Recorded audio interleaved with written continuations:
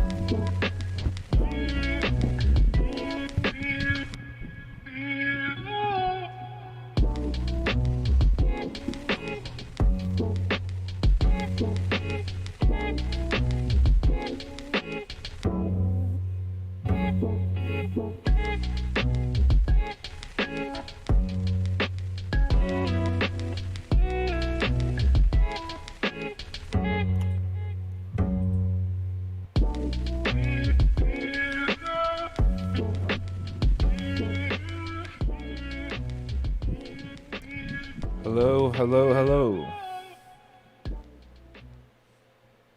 Hello, hello, hello. Let's pop on over. What is happening with my microphone? Classic. Hello, hello, hello. My microphone is not working properly. So, I don't know why.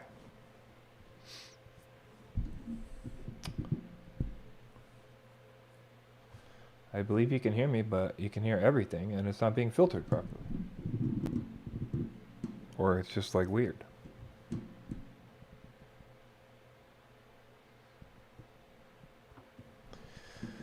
Oh boy.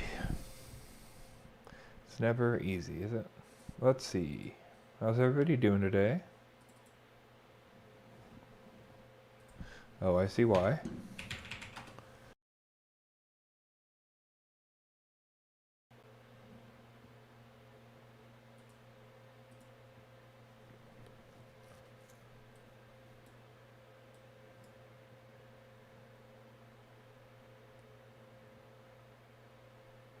Again, I know you can hear me. That's not the point.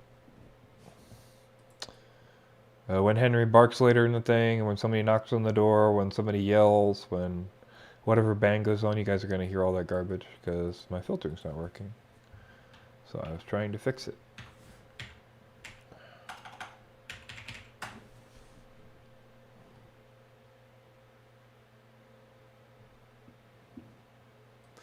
But an NVIDIA broadcast will not load, so not going to happen.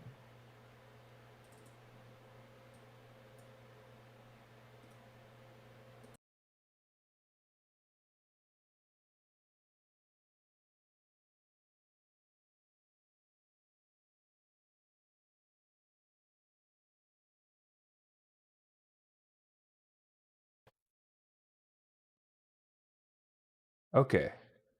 Hey, now it's working. Perfect. Excellent. All right. Back to the stream. Sorry about that. Just want to get that all fixed. Let's hop over and see who's in the chat today. Thanks everybody for showing up. Patchy Smoke is here. How's it going? Good to see you. Judu is here. I don't think I've seen you before. Welcome. Isaac Mitchell. Jory FPV. Grunked is here. How's it going, Grunked? Good to see you. Patio Patterson. Cool Cat. Richard Webb. Esponder. Dan. How's it going, Dan? Welcome for your first stream. I have no idea, Cool Cat, what that symbol is doing. Looks like a green hand wave.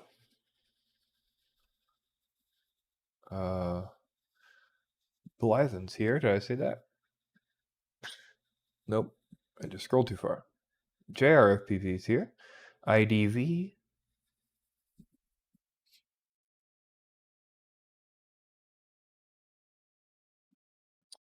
Jorg Jahal. Jorg Jahal is here. Jorg. I think we've maybe been through that. E-Doc is here. How's it going, E?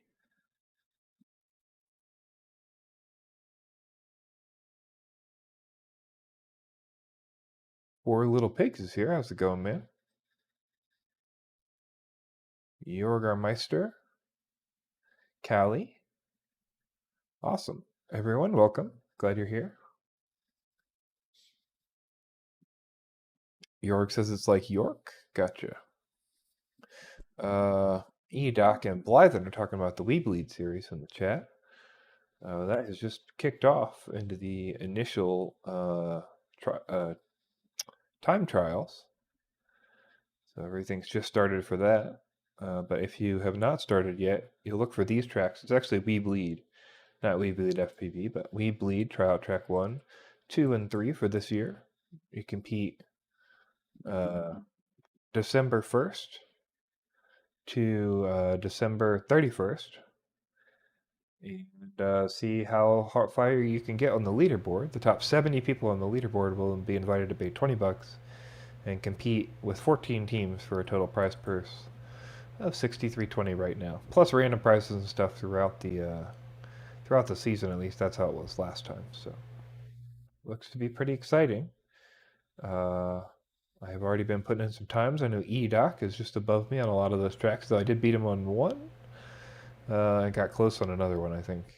I don't know if he's taken me back over yet, but there's a bunch of fast people this year because there's a bunch of people missing still, and there are already a bunch of people at the top. So it's going to be a strong competition. I'm not sure when the last time that the Skittle sheet was updated. Yeah, just last night, but I'll go ahead and bring that up anyway. This is the last time we had. But times have changed a decent amount since that. That was like 12 hours ago.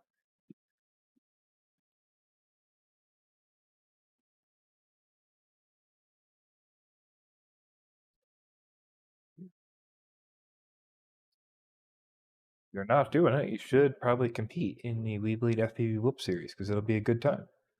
And you'll get class with people that are near your time if you make it in the top 70. So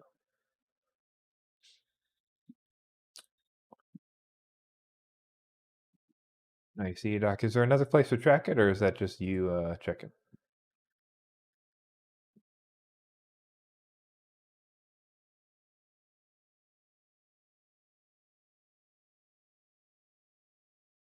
You Loco's here. How's it going, Jim? Good to see you. Welcome to the FPV chat stream. I guess I didn't explain what this is today. This is the FPV chat where I come in and talk to you, and I answer your questions if you've got them, or we just talk about stuff that's going on in FPV if you don't, or or both, whatever is clever. So we're here to have a chat and see what's going on.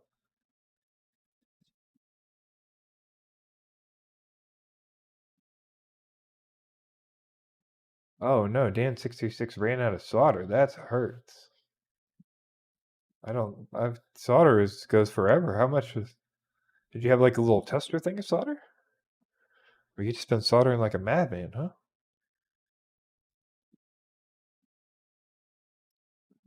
The Captain Dr. Cheese is here. How's it going? Are you captain or doctor? Are you both?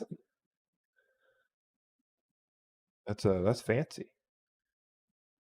First live chat. Just wanted to check in. We have to bail in a few. Yeah, man. If you've got cool weather or warm weather to fly in, you better go fly it. That's for sure. Same thing here in Denver. We've had unseasonably warm weather. Still has not officially snowed here, but it looks like that might change on Tuesday. So.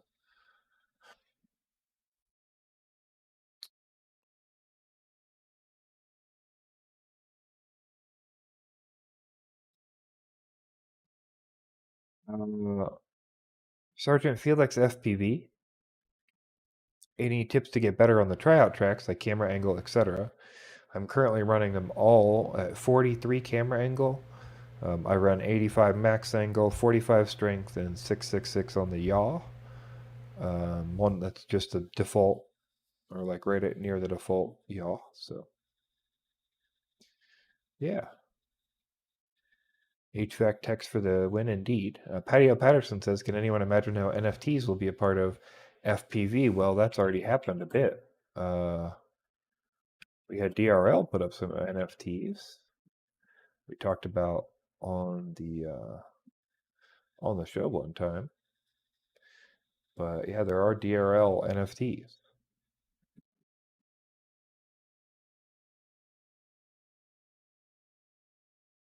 Good times. Historic moments. The Racer AI launch. Yeah. So good stuff.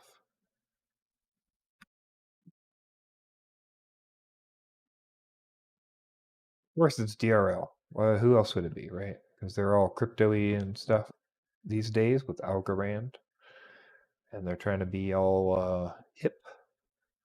So they put up the NFTs. I don't think they made much money there, but they did put up some NFTs.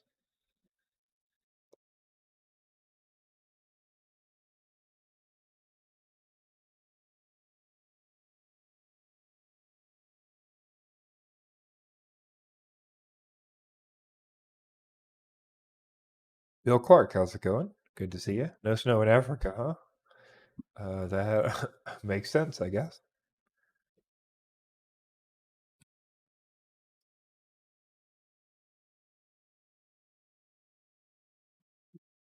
It's high of 71 here in Denver today. So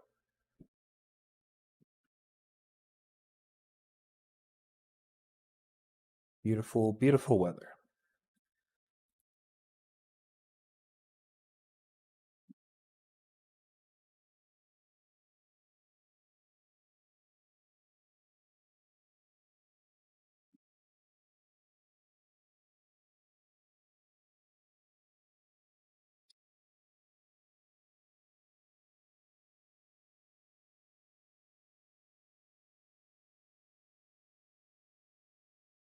Yeah, that does not sound like fun, Edoc. Freezing rain and high winds. But uh, yeah, I don't know. I'm sure once it snows here, I'll be like, darn snow. But I do kind of miss the snow a little bit.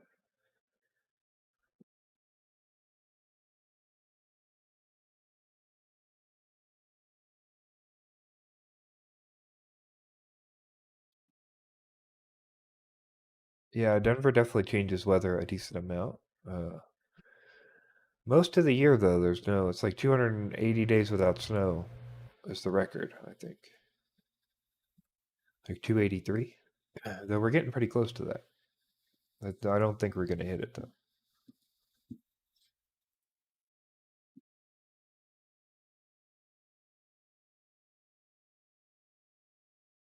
Dan Richmond's here. How's it going, Dan? Steve FPV has a question. Hopefully, I have an answer. James Flores is here. How's it going, James? Good to see you.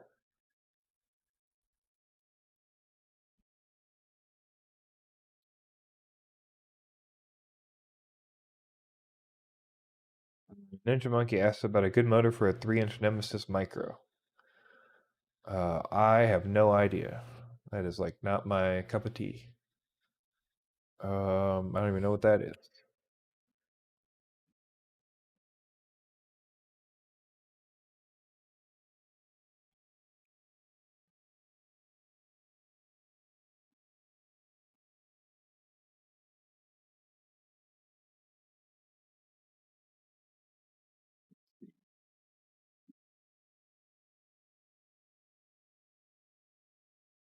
I have no idea. Those motor mounts are 9 to 12. So, I mean, pretty much anything. I really don't know what I would put on that, though. I have no clue. Probably depends on olive weight and stuff. Uh, but I ain't a build guy.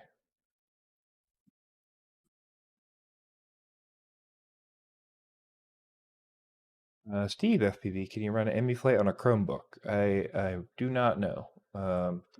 Sure, if you go check out EmuFlight Configurator, you can find out what it runs on.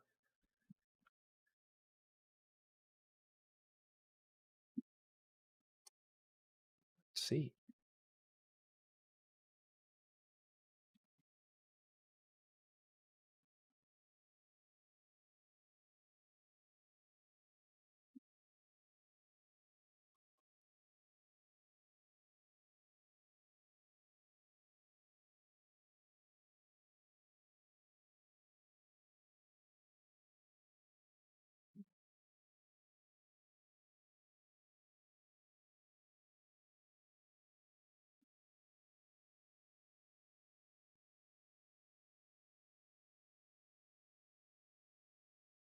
I don't see a version for Chromebook, but I would encourage you to Google around and see what you can find.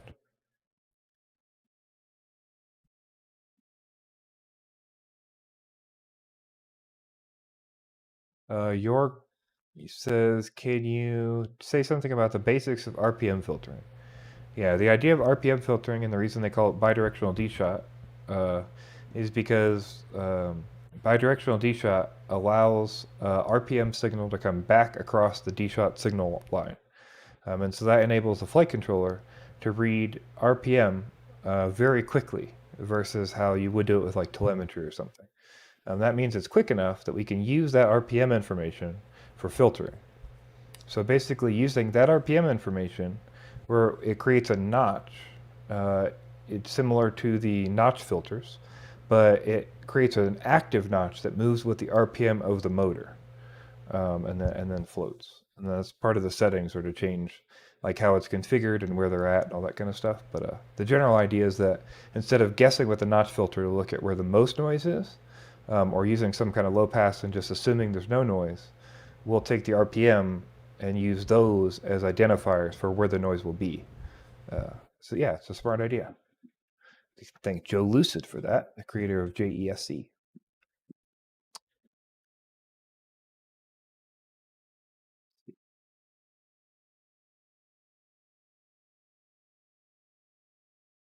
People with motor recommendations all over the board.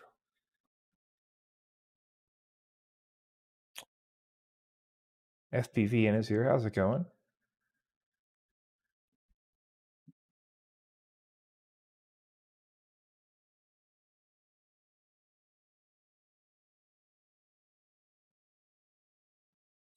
Oh, literally all over the board with the motors sizes there. So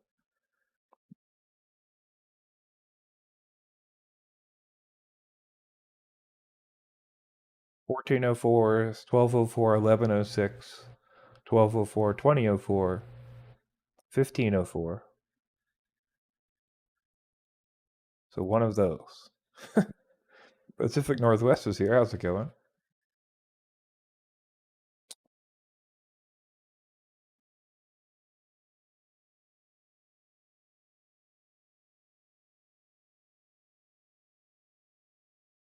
Isaac, I don't know enough about Emu uh, to know like what the big difference is to Betaflight, but yeah, I don't know. I would just do some research, look at guides and stuff. But if anything, it's probably pretty similar to the setup. I think Emu's got some like specific things you have to do, but they're pretty similar, like at a base. Like I haven't used Emu for over a year, so I think I used 0.1 version, but maybe 0.2.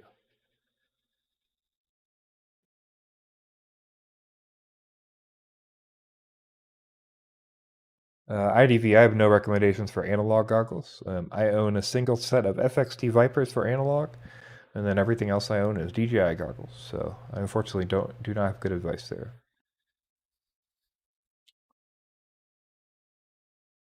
GRFPV, that is correct. If you do not have bidirectional D-shot, you do not have RPM filters.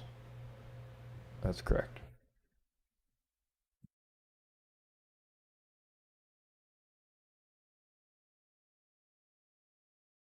Always welcome to help there, Captain, Doctor. Take it easy. Vampires here. How's it going, Vampire? York says about the RPM filtering. Do I set it up in Betaflight? Yes. You go. The easiest way is probably just use like somebody's tune. So like UAV Tech has presets on his website. If you use like a UAV Tech preset, he'll have RPM filtering settings in the preset, and then you can use that. Basically, you can use those preset settings, and then all you have to do is enable bidirectional D-shot in the config tab if you're on 4.2, right where you set like D-shot. There's a bidirectional D-shot setting. Your ESC needs to support bidirectional D-shot, so you'll need firmware that supports it. On BLHeli 32, that's 32.7 or later. And on BLHeli S, that's 16.7.1 or later, or like Blue Jay or something. Thanks for the €2 there, York. Much appreciated. Yeah, so hopefully that answers the question. But yeah, I would just use the settings that UAV Tech uses to make sure you set them correctly. Yeah. Drew Costly just subscribed. Thank you so much, Drew. I need to change that notification. Let's see.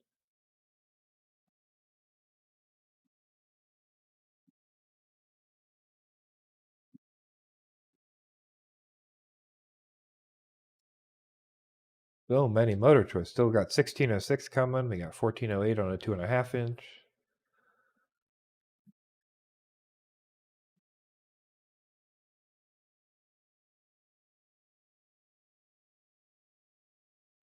NMS here. How's it going?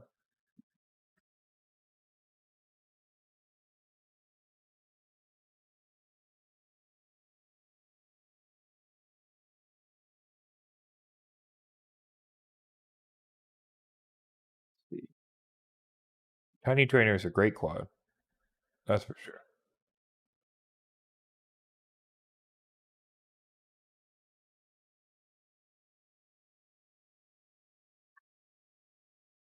Bill Clark says, Blunty, I've been flying fixed wings for 30 years, over 30 years, but new to drones and FPV. Flying, what do you think beginner should set the rates degrees per second to start off? Well, I think the default rates are not bad, but like 533 is not bad either. I don't really think you need to go much under that. I would just say start in a sim. So, so I would set your rates to like 533, which is 0.8, 0.7, and then no expo, like if you're using beta flight rate settings. But just somewhere around that like 5 to 600 range, I think is perfectly fine for a starter. You just need to like start in a sim. That would be my opinion. I think anything lower than that, it's like hard to recover. Like it can be really hard to fly because you feel like you can't get the quad to go back because you lose it. And you're trying to recover and you can't get it to recover fast enough. So, um, yeah, I don't know. I would suggest like 5 to 600 ish.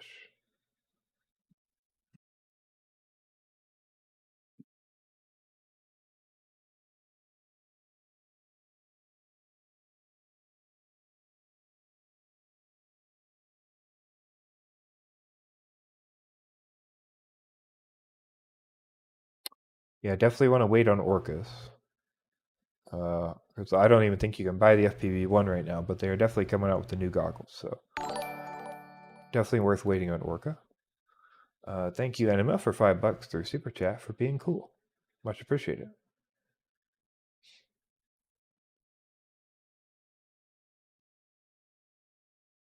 Yeah, 400 seems flyable. 200-ish is like seems real low. I just think that's like low enough that like it takes like, that's almost 2 seconds to turn the quad over, right? Or like 1 second to get the quad back from like upside down to back over. So I don't think I would start that low. But if you did and that works for you, that's wonderful.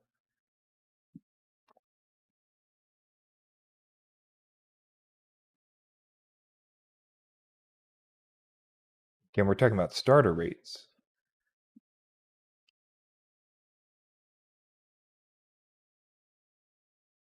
Michael Lowndes is here. How's it going, Michael?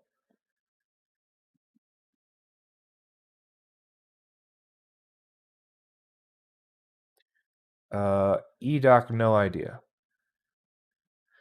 We have no clue. Just that we keep getting teases that they're almost here. So I feel like we've been hearing that forever. So I'll believe it when I see it. That's what I'll say.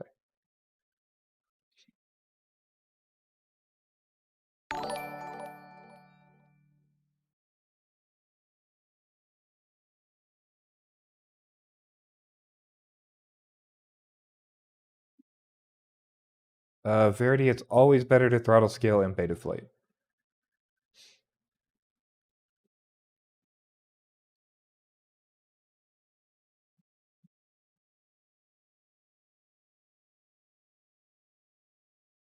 York, can I set up a solid alt hold without a barrow? I have no idea. I don't think so. I'm gonna guess no, but I have no idea. I've never used a GPS or a barometer.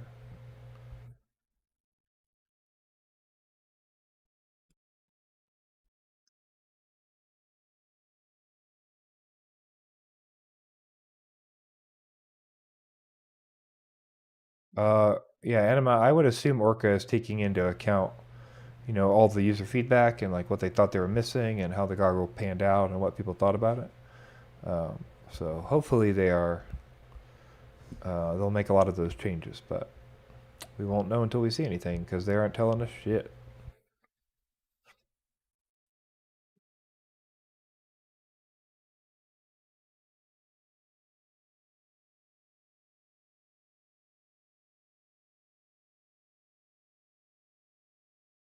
Nuisance is here. How's it going? Good to see you. Noah Reinhardt. I think the HD0 system is really promising. Hopefully some other manufacturers pick it up, but I personally don't have it, so can't really speak past that.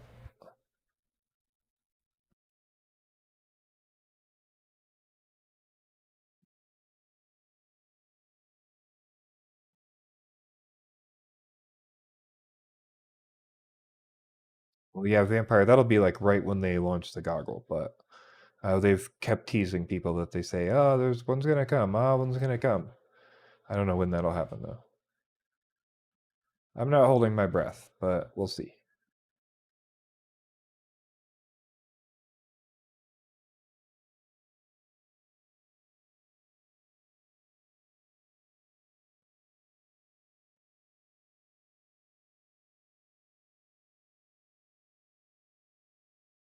Patio Patterson, I'm gonna say yes, but I don't really know. I mean, are you having issues with your current VRX on the SkyZone O2X? I think that's more the question I would ask. It will probably be somewhat of a marginal increase, but I'll tell you that a Fusion is way better than or like a Rapid Fire is so much better than like a shitty module. If you're only on analog, it is very nice. Darkman's here, how's it going? Dave Pencil Glenn. RG uses DPS for alt hold. Cool. Dan Richmond says Betaflight cannot do alt hold even with a barometer. Need iNav. So, yeah. Overrides here. How's it going, man? Thank you.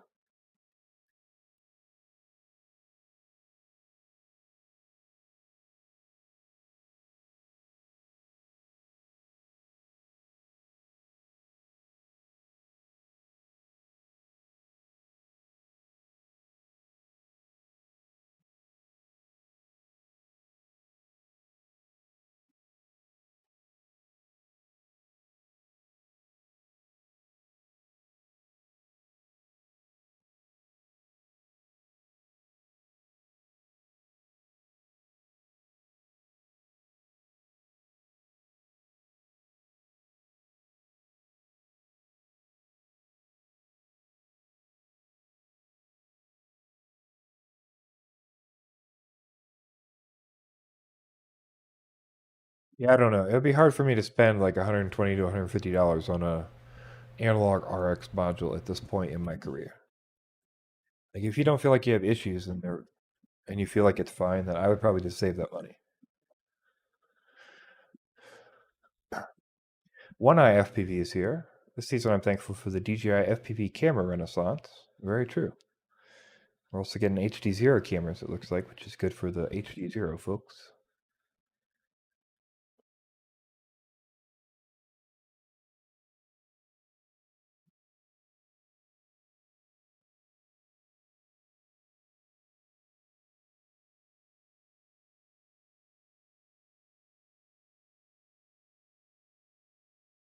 I'm going to say what I said earlier. I think 500 to 600 is the right rates to me. So,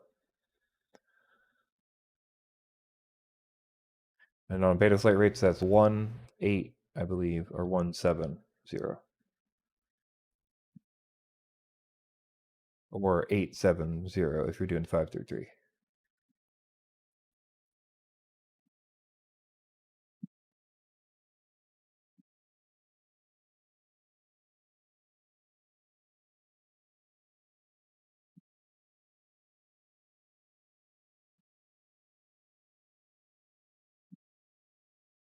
Justin Rice is here. How's it going?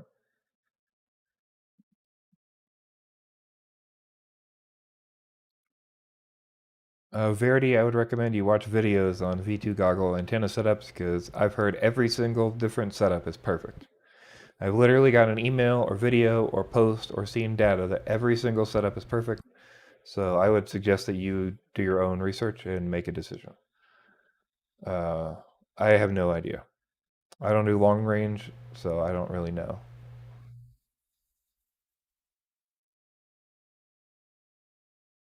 But I don't know. I literally have had passioned emails and replies and responses and people sending, pictures, and I've seen videos with testing and stuff, and like, you got to run them in the corners, you got to run them on the top, you got to run them on the bottom, patches and omnis, and oh, you got to run left hand and right hand, and like, I don't know. I've seen multiple sets of data that don't agree either. So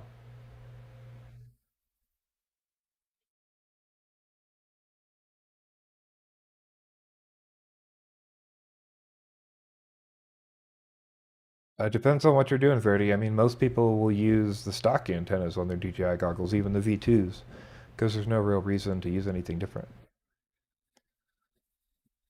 Like it totally depends on what you're doing. I run stock antennas on my V1s until I got really cheap X2 Airs, and that's what I run now.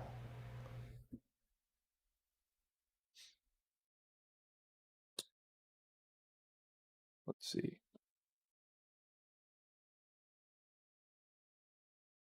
Ninja Monkey says, "What's everyone's take on Ghost?" Ghost is a good protocol. I don't know what the take would be, but it's good. Costs more than Express LRS, but it's good hardware. Justin Rice, I'm not opposed to that, but I'm also not a big fan of like doing stuff with people, so maybe? I don't know.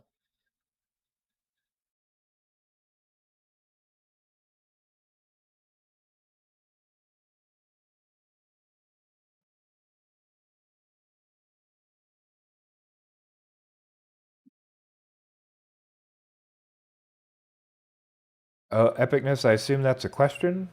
I don't know what you would like me to answer there, but without testing, I have no way of knowing what that would be. No way, no idea. I mean, it sounds like the Bluetooth or something was running on the last one, and now it's not with the flash. But it could be, I mean, a million things. So that's I would need more info there.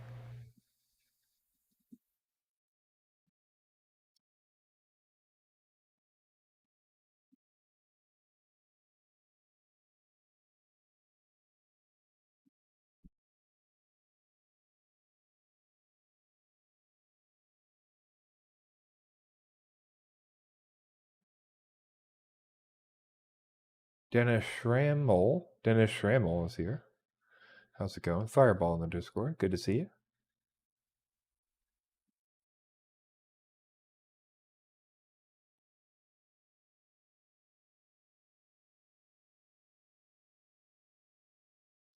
Land of Saints FPV. How's it going? Good to see you from Cornwall.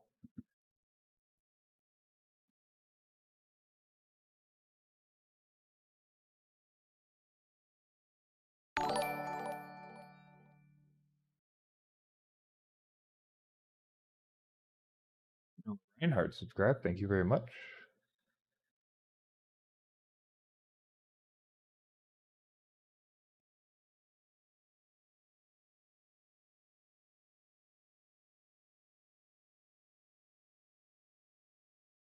Uh, I don't know enough about Ghost to know how the flashing works on Ghost, so I can't really comment on the complexities.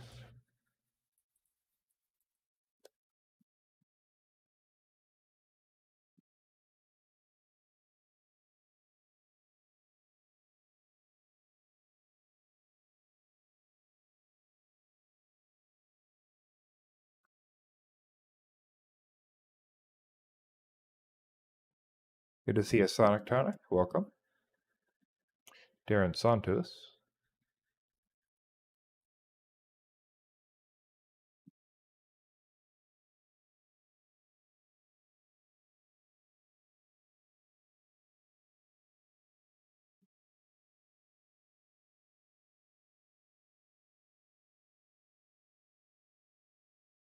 I mean, objectively, right now, I would say that other than cost, Ghost is a better system than ExpressLRS. Like, I don't even run Ghost, but Ghost can do both FLRC and LoRa, which ExpressLRS can't do, and Tracer can't do.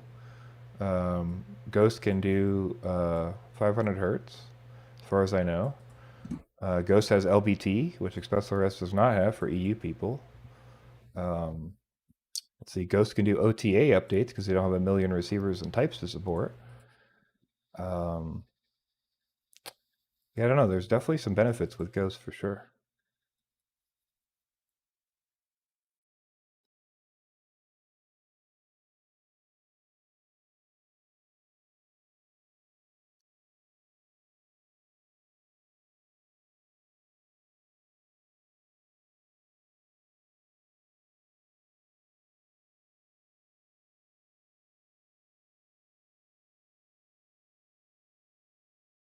Dennis, it'll depend on if those are actually new.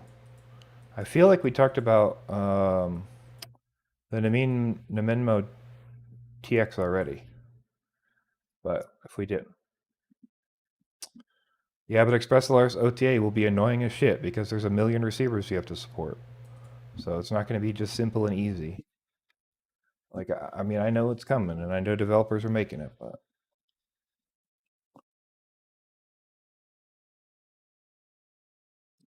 tons of stuff's on the way. Like Mavlink, I'm sure is eventually on the way too, but depends on what you're looking for, right?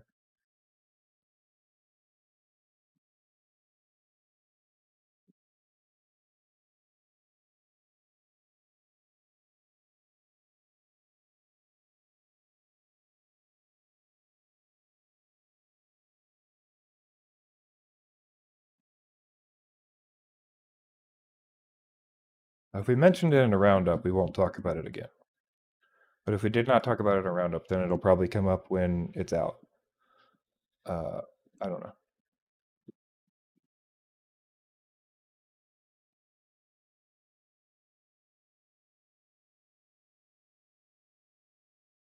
Just depends. Sometimes those roundups, we've got so much stuff. Like the last one took us 2 hours and 45 minutes to record, so I don't know how much else will fit. Sometimes it's like there's no room for products.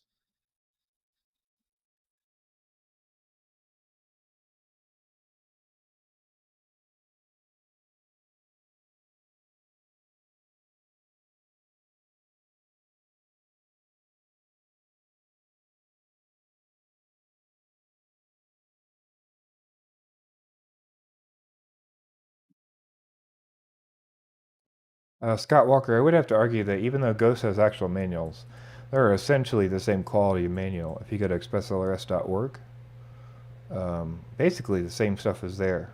There's even like, I would argue, a better walkthrough process of some of the flashing. So, uh, yeah.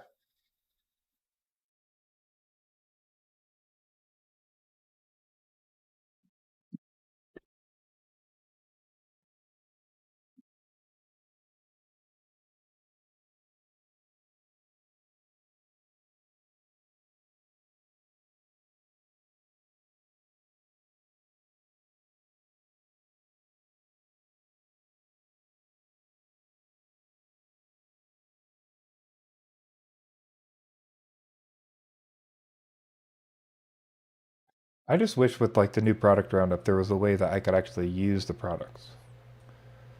You know, I wish like, or I wish we could like have a team of people like CNET does or something. You know, like that's how like true product testing would be done, right? It's like you'd just have a team of people and they'd all have the products and stuff. But like the hobby's not anywhere near big enough for that.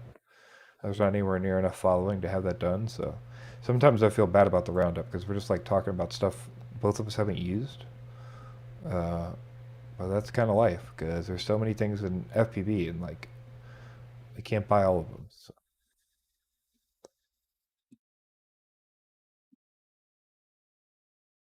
I still expect Ghost to do something magical with the bind and fly situation, or they're blowing a whole bunch of smoke because they've got that radio coming out.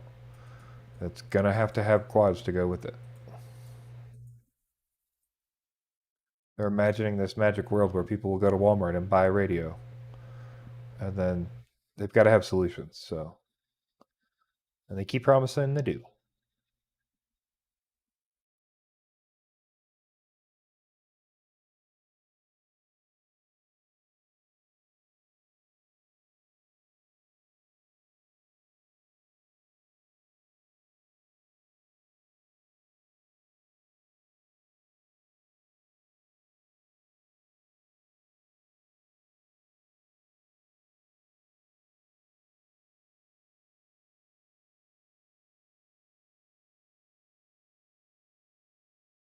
I mean, Vampire, I've never used a TBS 69, so that's why I've never said it. And I've never heard anybody tell me that, so I don't know. If anybody else has a 69 in chat, does your cover not hold it tight and your UFL pop right off? Maybe we can get some information from the chat.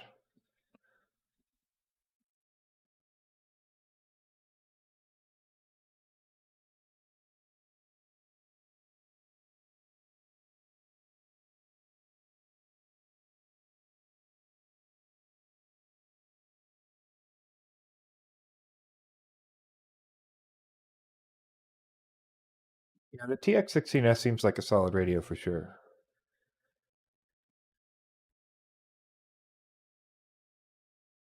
I don't agree with TBS's one foot in the grave. That seems like a senseless statement. They literally sell out of everything they make as soon as they make it. Like TBS is not even close to being in the grave. That's like a. I think you're a little bit blind there, man. You need to look around the industry.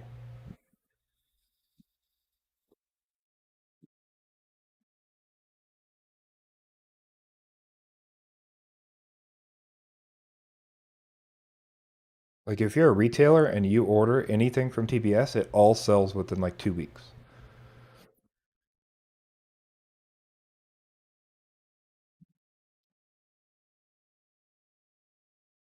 Like you cannot stock enough, and then you have to wait 3 months for them to make enough stuff for you to sell to you again.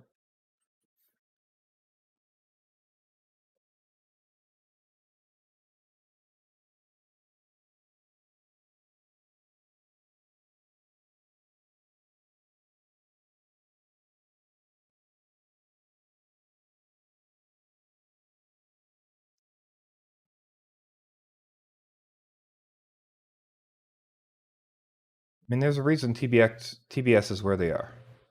That's what I'll say. And where they are is not a bad spot.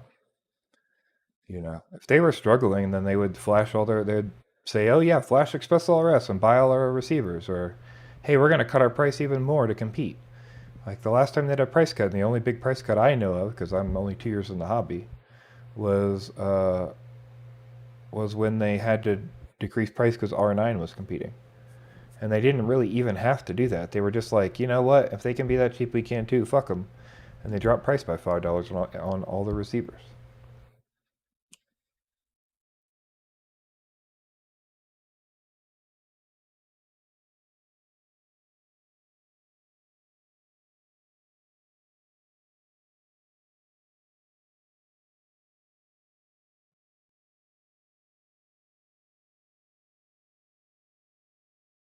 Pacific Northwest, how are you doing internal ELRS?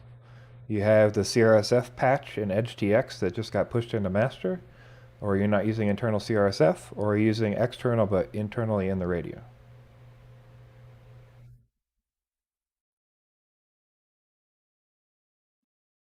There are true internals coming.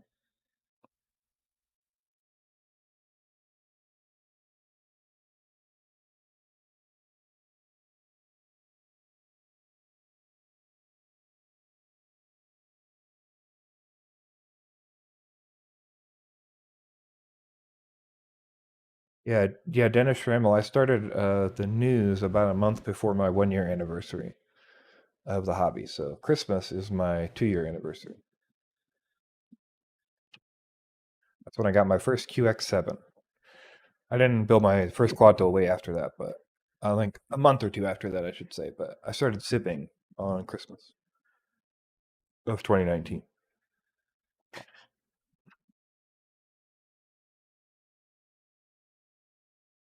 Well, NMF, if you ask Trappy, he didn't give in. He was always going to do Laura. This was always their plan.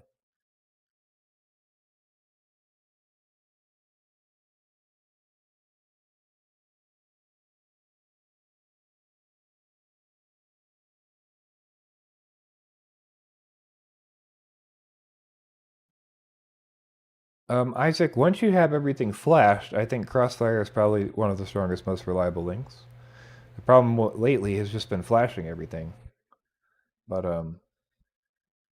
if they didn't have all these firmware issues, I wouldn't have any hesitation about just like saying yes. But unfortunately, there's been a lot of confusion and a lot of problems with like flashing stuff. So,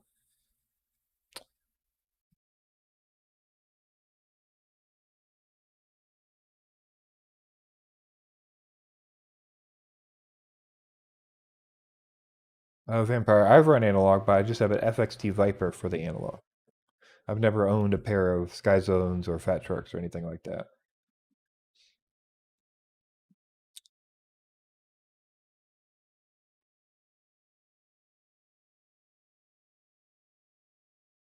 Bag says the sky is green where I live when using my Runcam Phoenix 2. Anyone know what setting to start changing?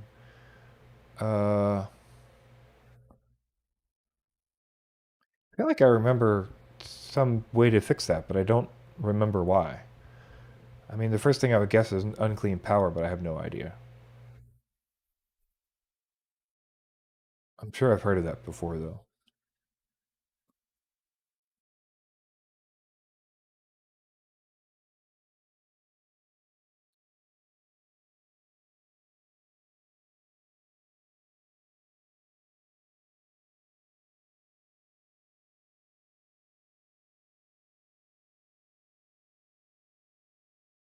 Captain FPV, if you're talking about like firmware flashing issues, no, I mean TBS, Crossfire. That's what I'm talking about.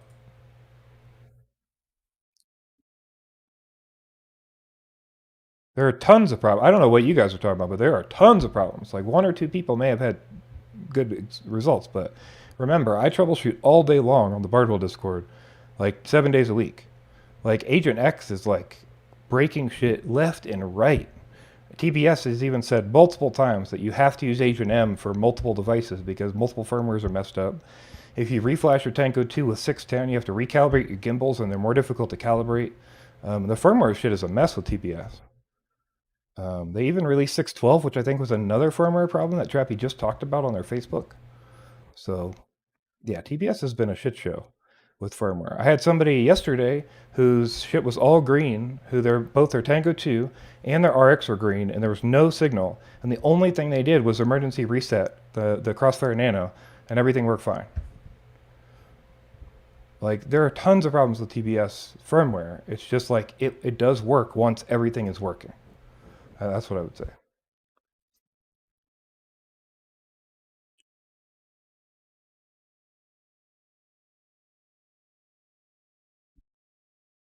Let's see. Dennis Schrammel says, "How many packs a day do you fly or hours on the sim?"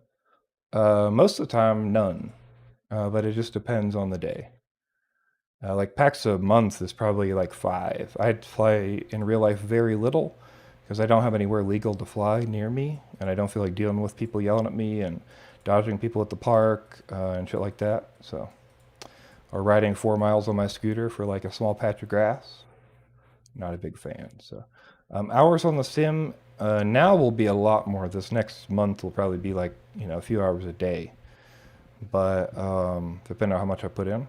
But typically in like a week, it's somewhere in the like 4 hours of sim to 6 hours of sim a week, probably something like that.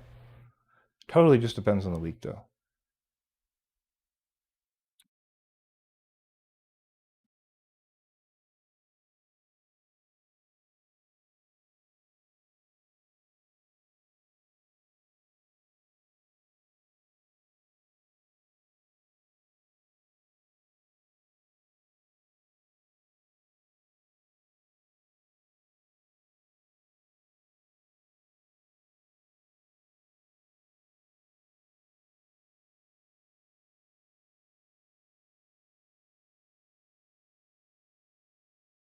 Yeah, the AGO1 gimbals look nice. I just can't.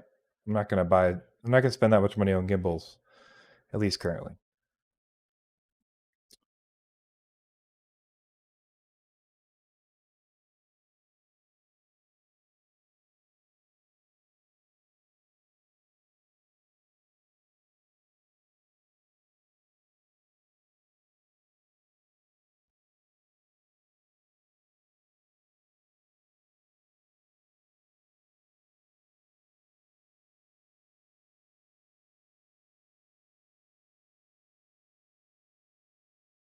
Lots of firmware issues.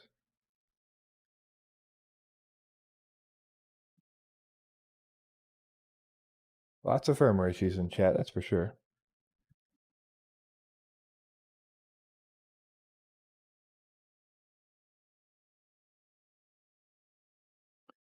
S-Pounder, I'm not sure if you can disable the SPI receiver. Anima, yes, I do still have an online store. We sell quad parts, the same place it's always been, the same place it will be for a while, most likely. So I don't have very much stock, but if you'd like to buy something, I do have a couple things. TBS multi-protocol modules. I have a bunch of propellers. I have a couple tracer micro kits I'd love to sell. But yeah, other than that, no. That's all that I have. So.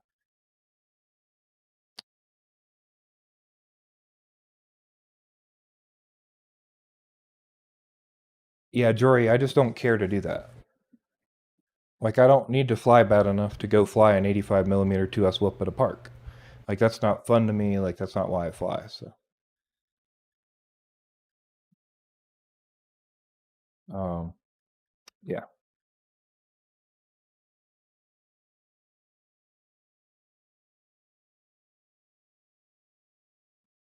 Dan Richmond, I assume so, but I do not know. I don't know if SPI built-in will still broadcast or not, and if the SPI chip's still getting power and how any of that stuff works. So, as with most things, I try not to speak out of turn, even a guess, if I can't, if I'm not confident about it. Because if it was still working and you did use another RX, then you're just going to have shitty reception on the new RX you add. So, I do believe that's the case, but I'm not sure.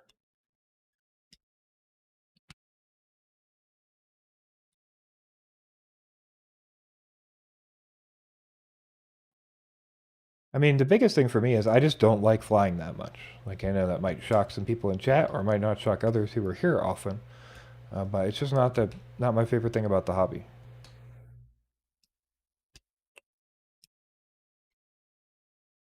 Oh. The reason I do this hobby is all the other stuff, and probably why I know more than some people who've been in the hobby longer, is because my time is spent learning and researching and understanding and figuring out electronics and troubleshooting and all that kind of stuff.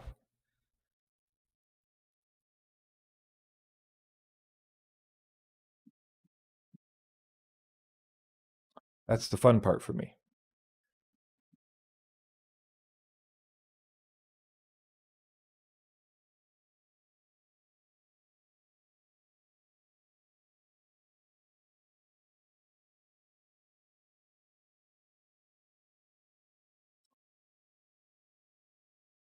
Yeah, Captain, I was gonna say the CLI thing too. I don't know that it would make any difference to unassign it in CLI.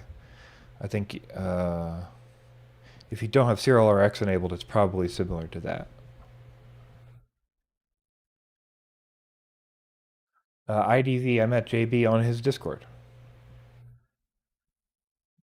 I helped a bunch of people on his Discord while I was learning to build. And as soon as I learned stuff, I tried to help people with what I learned because I'm pretty good at like troubleshooting in general.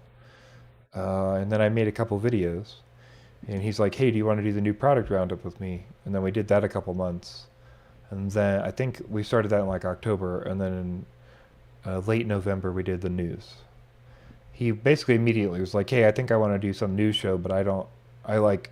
He used to talk about the news at the end of his shows, um, or at the start of, during his shows. At some point, he was talking about the news, and he's like, "Well, we should just split this off." So that's what we do.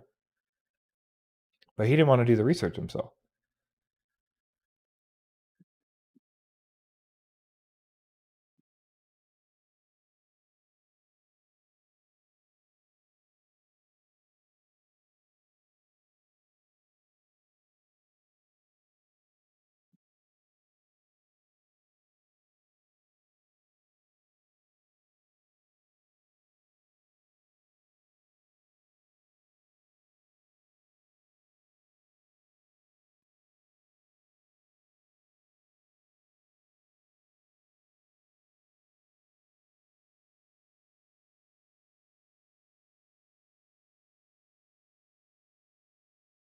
Yeah, it's more satisfying for me to put together the quad and then everything works, and then I fly it once, and then we're done.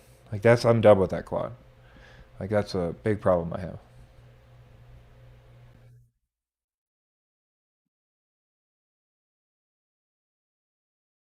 I also don't have a car, so it's not like it's easy to get somewhere to go fly. So a lot of combinations of things make it so it's not even a thing.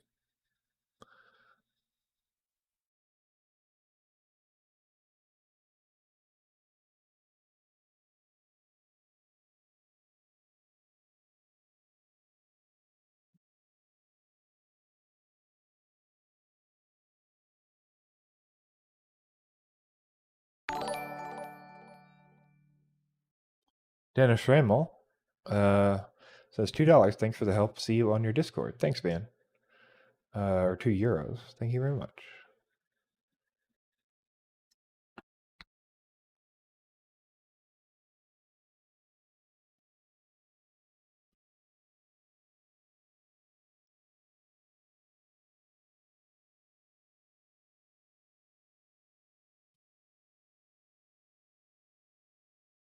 Max's FPV says, Blunty, what's your thinking about a 128 hertz ESC? I think we talked about this a little bit on the new product roundup, but I think the concern is the new F4s. I don't know how they handle dead time, and that would be my concern. From talking to Ryan Harrell and others, when you go really high in PWM, you need to adjust the dead time. And if you can scale the PWM on those from 16 to 128, I don't know how they account for the dead time or where the dead time is placed on those.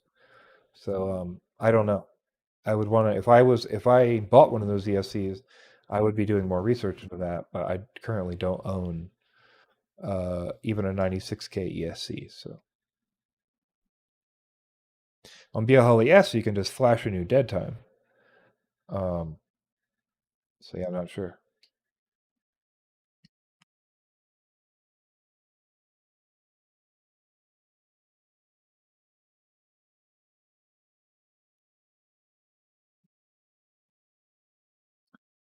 AirTech,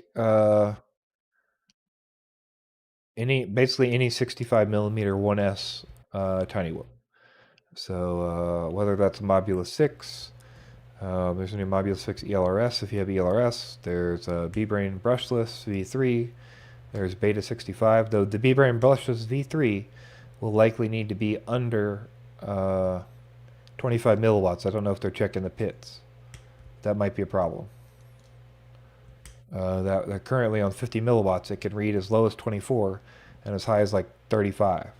So I don't know. I would be a little careful about that one. The Beta 65 is fine. I've heard good things about the Fractal 65. Basically, any 65 millimeter tiny whoop that's 1S on like a 0702 or a 0802 motor.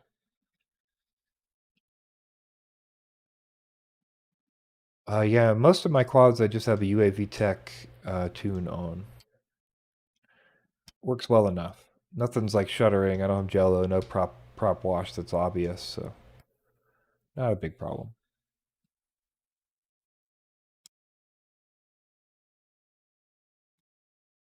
I mean, you should not be breathing any flux fumes if you can help it, Jory.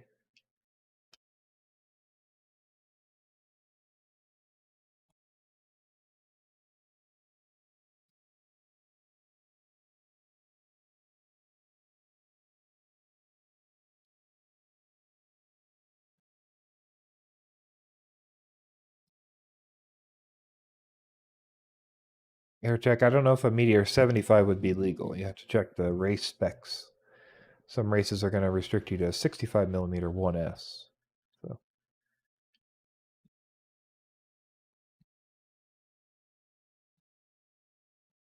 Matthew Vega, I don't know what you mean.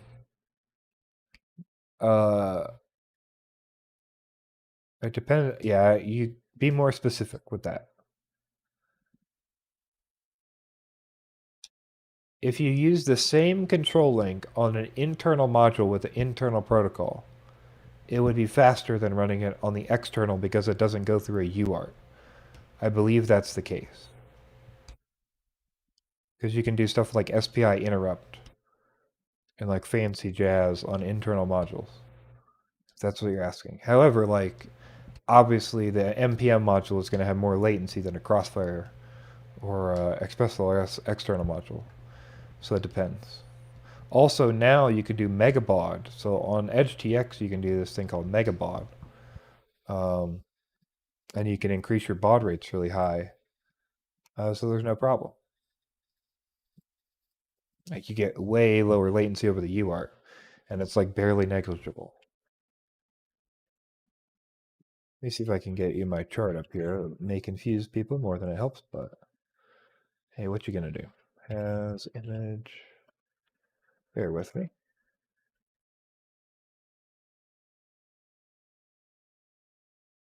Hopefully this isn't too confusing for folks. Here's what I'm talking about. So basically, this is what most people are using mixer sync, crossfire shot, right? So you've got your gimbal. Your gimbal is going to be pulled based on your frame time if you're using mixer sync. So your frame time is like whatever your packet rate is. So let's say we're using ExpressLRS 500 hertz, and it's going to be half your frame time. But then you hit the radio mixer, right? And then the mixer has to communicate with the external module. So currently, most stuff like normal Crossfire or normal ExpressLRS is using 400 kilobit baud, right? And this is part of the reason you can't use telemetry on Crossfire with 400k baud. Like you have to reduce the baud rate on FreeSky radios because they can't handle this transfer rate. But what you can do on radios with EdgeTX 2.5 and on ExpressLRS 2 is increase the baud rate to up to 3.75 million. And these megabauds let you go down to a latency that's sub 1 millisecond from the radio mixer to the external module. So very little time here. We got 1 ms at 500 hertz plus 0.69 or 0.069 plus 0.4 for the sync buffer, which may be able to be reduced with these megabauds and free RTOS. So yeah, and then it goes out here. On the SPI receivers, on the RX side, like on the flight controllers with SPI dedicated, you get interrupts and you get to skip this latency as well, just in case you didn't know that.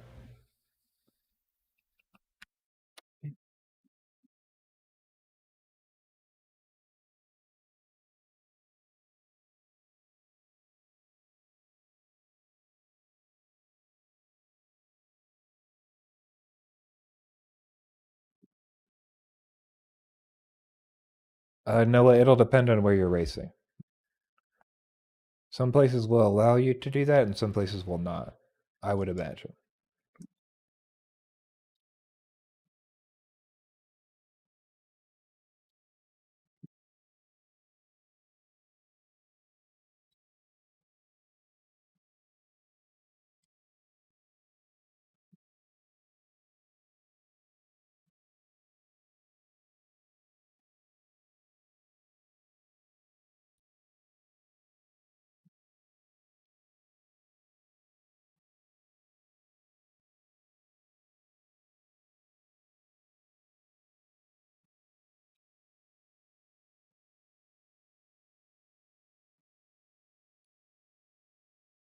Right.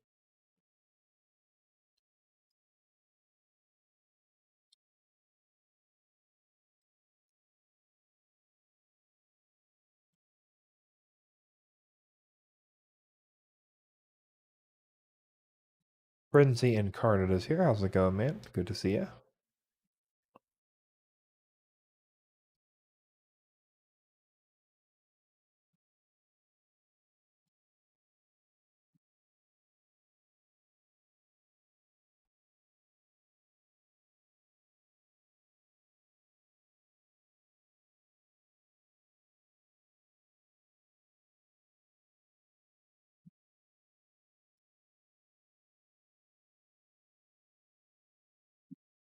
If you guys didn't watch the news on Tuesday, we had a pretty good news story. Just talking about Fat Shark and their current situation. Basically, it seems like Fat Shark is still alive, but pushing towards commercial, even though they're still talking about recreational stuff. So Sorry about that. I keep forgetting to switch back on the 5. I clicked the wrong button, so.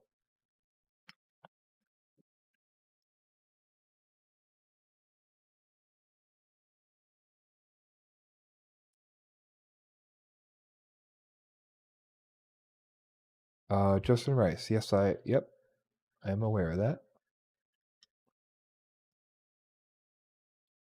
There's quite a few 96Ks and there's some 128K F4s that go from 16 to 128. You can choose PWM in that entire range.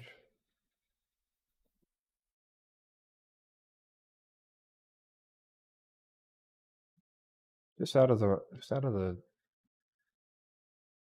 autofocus range, I think. Nope, this does not want to do it, huh?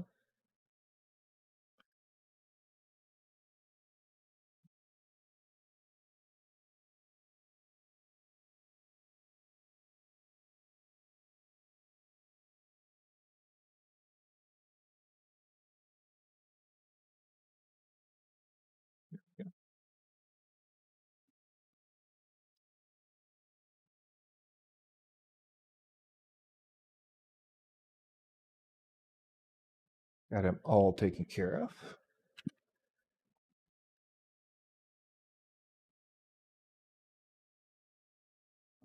Screaming.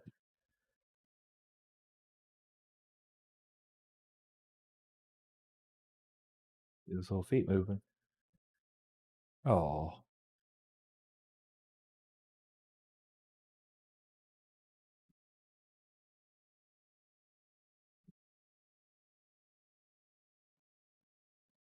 right.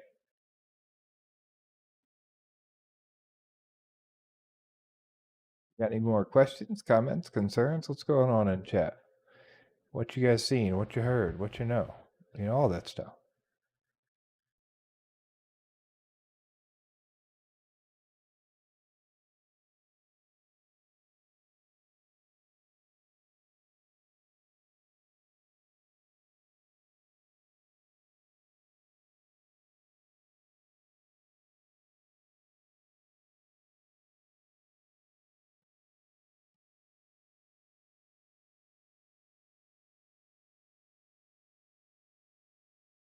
Oh yeah, Frenzy Incarnate. My goal is definitely to have every FPV related news story end up there. Uh, yeah, I don't know.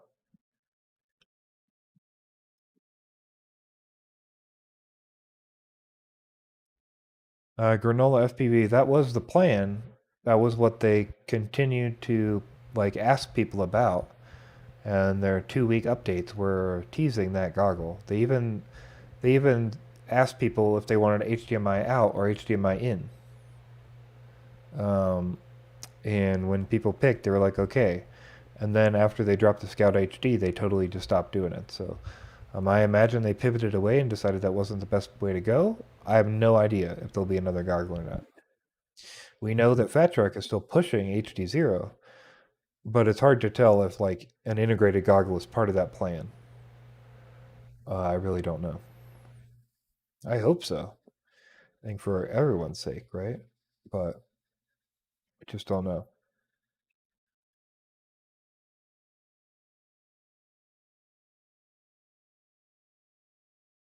You don't flash FreeSky SPI RX tomes. You just choose a different option in the dropdown. So if you need LBT, you would pick FreeSky LBT from the list.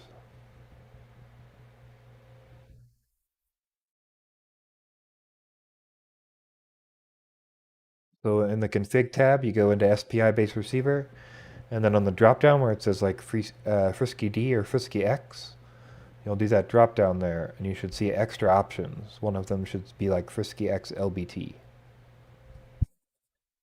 You may, if if you don't see that, you may be on the wrong configurator or Betaflight version, but LBT is definitely supported by the internal module. As far as access, you cannot bind access, but you will be able to bind it in ACCST D16 mode if you pick the right settings on the flight controller.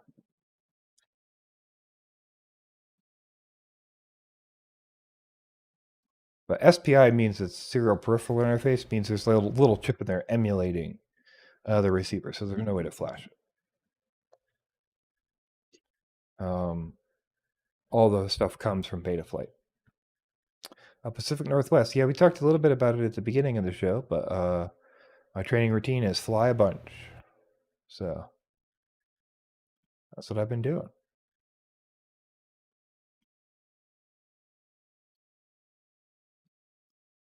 Trying to fly a bunch.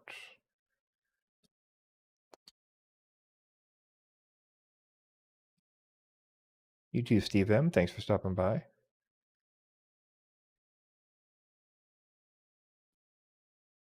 IDV, I have no idea.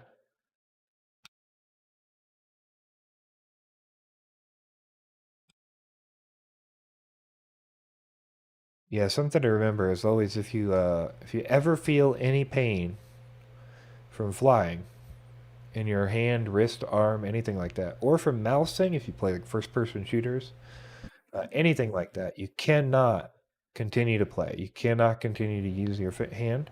You have to stop immediately as soon as you feel the pain. And then you can start again as soon as you don't feel the pain anymore. But you have to stop as soon as you feel any pain, or else you will 100% get tendonitis. It's not good. Or tennis elbow, or whatever you want to call it. I've definitely had minor tennis elbow a couple times from first-person shooters. And it's a real bummer.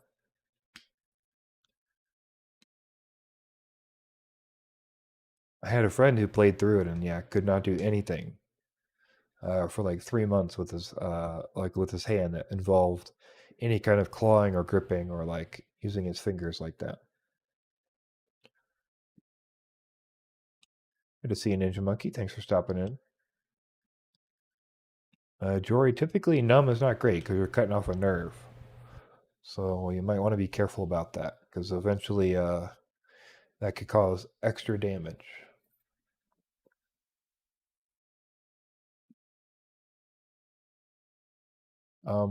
iDrone, um, I don't think it matters that much, but I'd probably just run 24.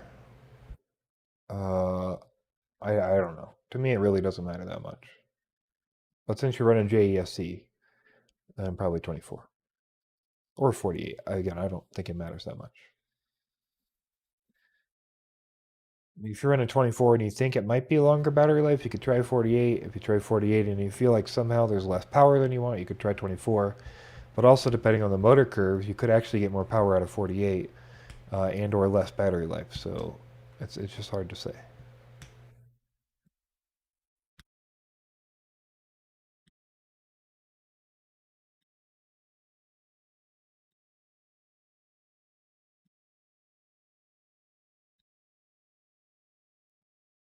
June Loco, will there ever be another person on the news roundup? If you mean the news, like the weekly news, no. I mean, maybe, but currently, no. Like I've talked about Bardwell about having like people on for interviews and stuff, but he's not interested in that at all. So the product roundup seems like a more apt place to have somebody, but again, like I don't know who he would have, or like maybe 1 month I won't be there and he'll have somebody else on or something. Or I really don't know how that works. Scott Walker, yeah, Tiny Whoop Go is like Tiny Whoops for babies to me. It's just way easier to fly. Velocitron feels more much like a hey, I'm actually trying to compete.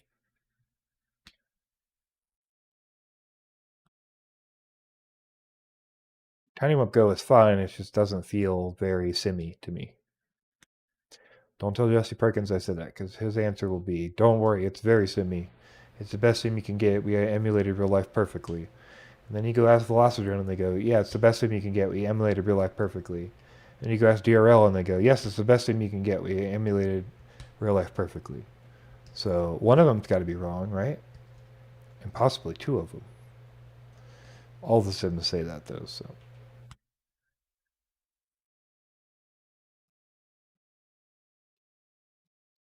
Granola, never heard of it. Uh,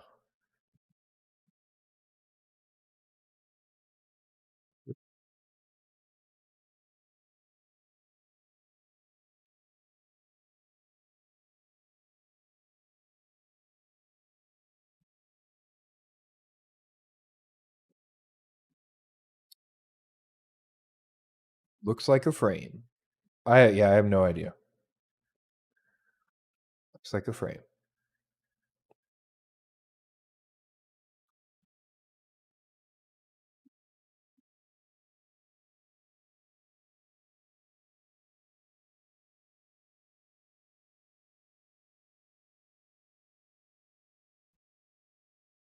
Apparently the footy.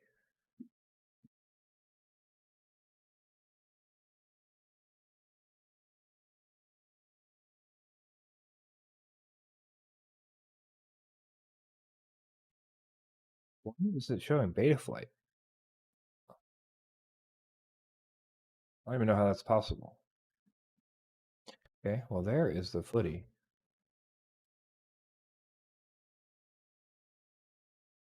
Like a frame.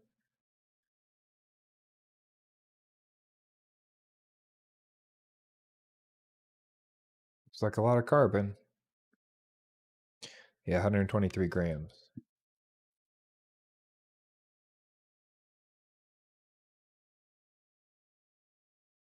I don't know.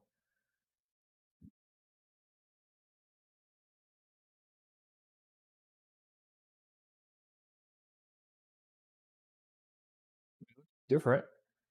Kinda. I don't know.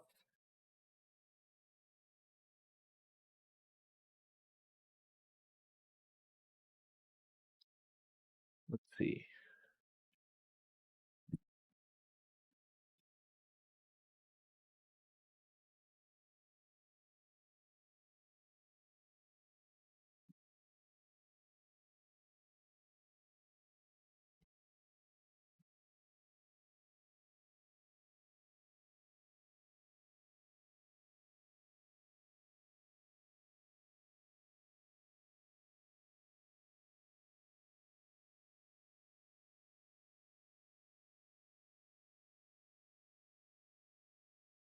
Thomas, I don't know what you mean. You should have an option on your radio that says D16 ACCST or ACCST D16 to bind to older stuff. The only thing in EU that I know is gone is D8, but you should still have D16. And you should be able to flash that radio to D8, but at least you should have D16.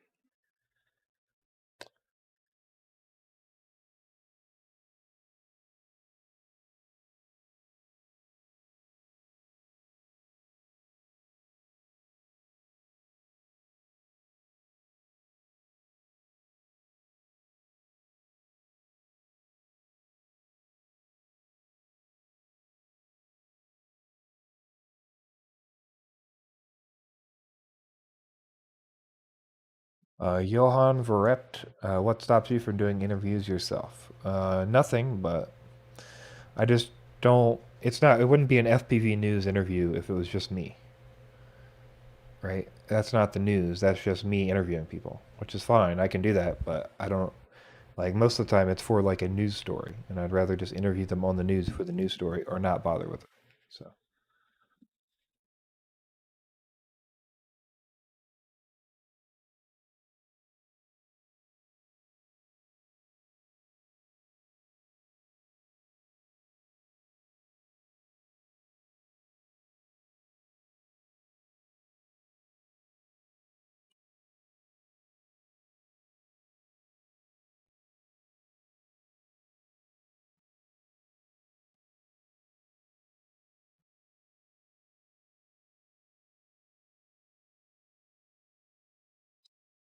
Yeah, I'm not sure, Captain FPV, but if you'd like to donate to me directly, you can just donate to me at itsbluntyfpv@gmail.com on PayPal. I'm not sure why the Streamlabs link is not working for you, though. Cool Cat, I tried it for a little while and uninstalled it. It was alright. It's on Game Pass, so I gave it a shot. Not really my cup of tea, though.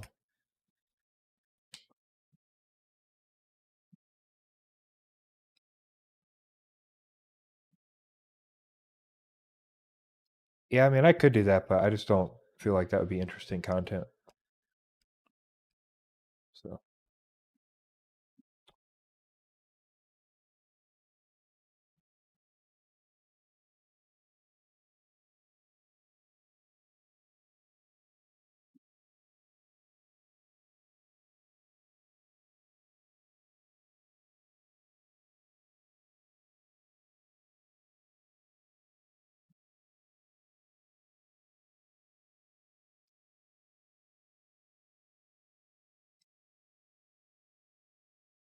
Also, I would guess most of the people would not be interested in talking to me if Joshua wasn't there.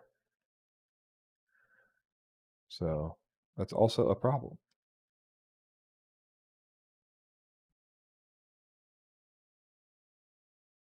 Even if I'm willing to do it, they've got to be willing to do it.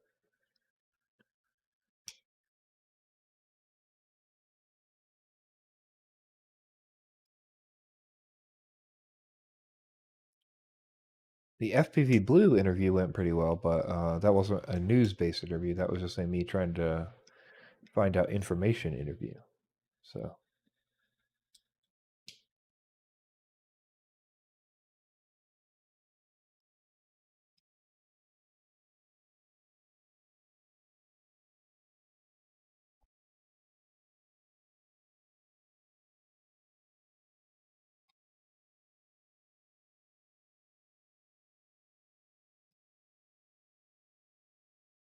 June Loco, thank you so much for the 420 super chat.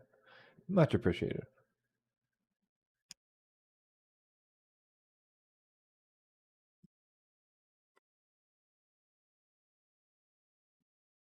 I'm gonna go hop and grab a drink refill. I'll leave it on this pup. So I don't know how long it'll be there when I move, but yeah, I'll be right back. Thanks again.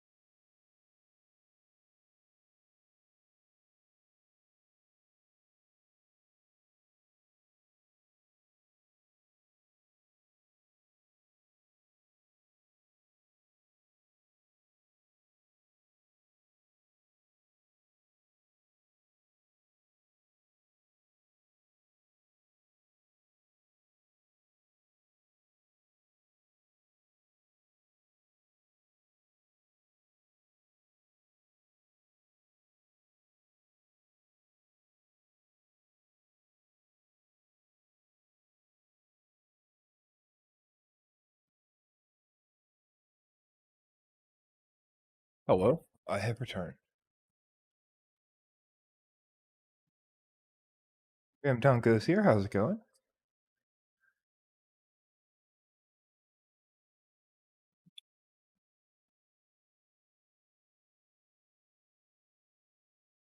DBM 55.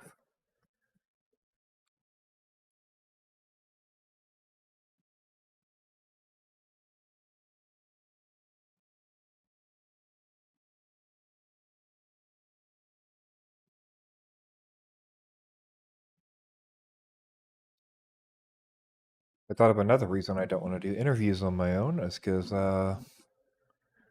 when we do videos with Joshua, Fabio edits them.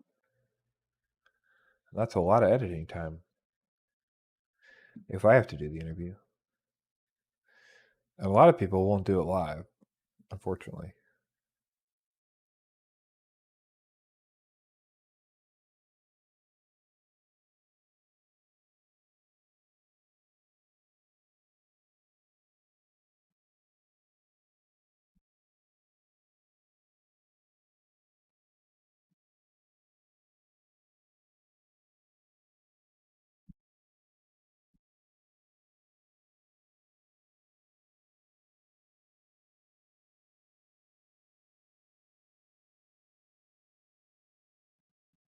It's so funny how people have opposite opinions of what I should do. I always think that's funny as a streamer. I'll get a comment from somebody that'll be like, "Hey, can you do this? It won't bother anybody, and it'll be great to help me." And then somebody else will like write a comment and they'll be like, "Why do you do this? It's so annoying. I cannot believe you do that. I hate it and I can't listen anymore." And it's like the thing the first person asked for. It's good times. You can't win, so you just got to do what you do.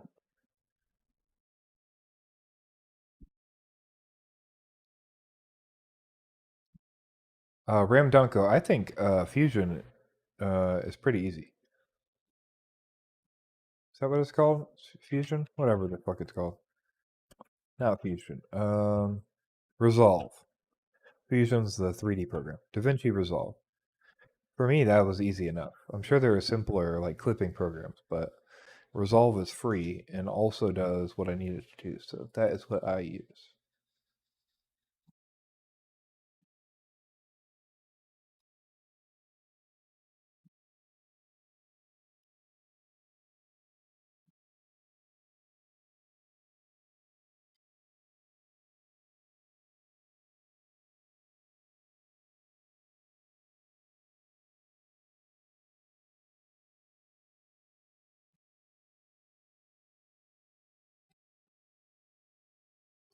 Cut propellers, not specifically that I know of.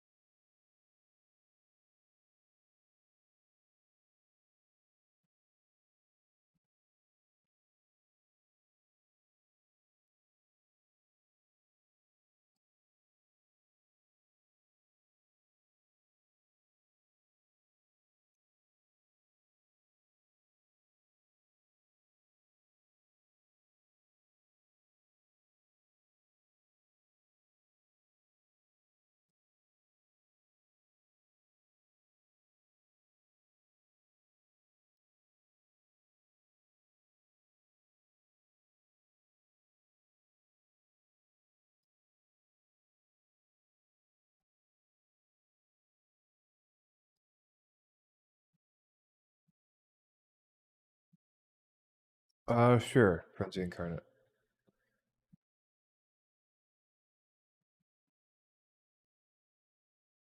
You can also, if you're still on Thingiverse, you can always share the thing ID or the thing number or whatever it's called. That's also a good way to share stuff.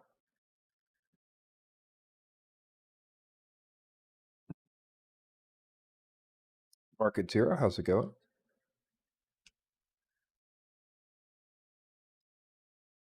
Good to see you.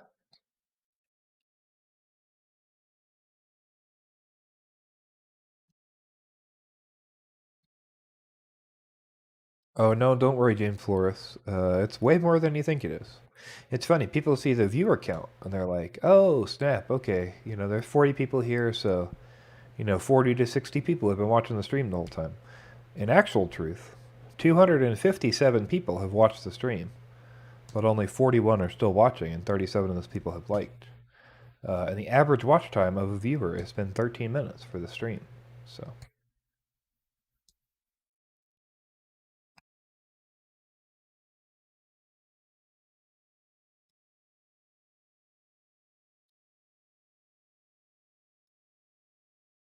Zafurby, how's it going?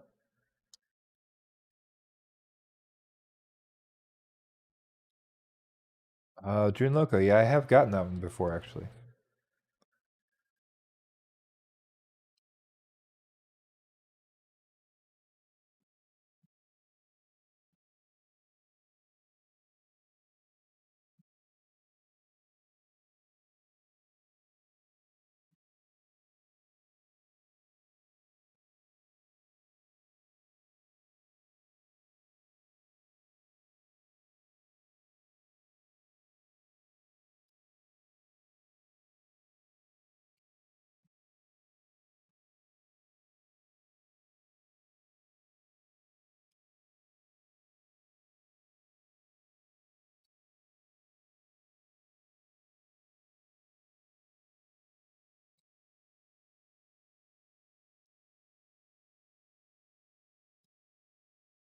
Ramdonko, I think the new Mobula is shipping with 0702s. The new Mob 6.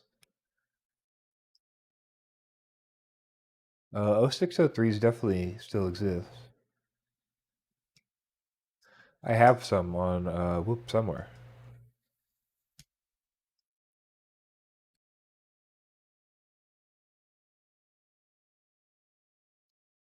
Glad you're here, Z Furby. Thanks for stopping in.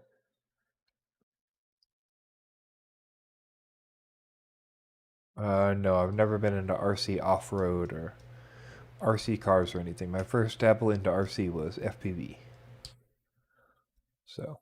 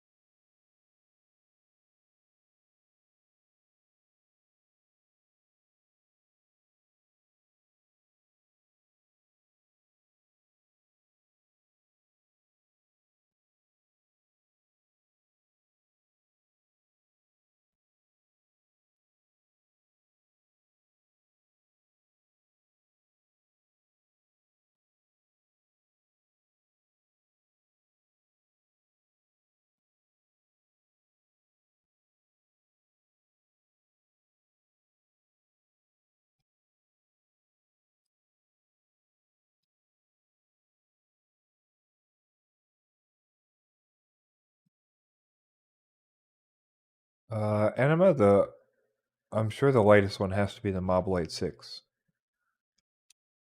I don't think the Fractal is that light.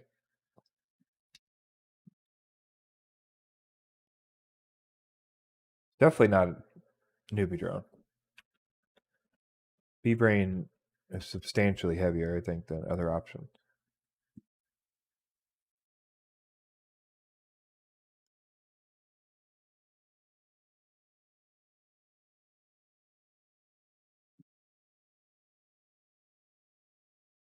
Not even any weight on here.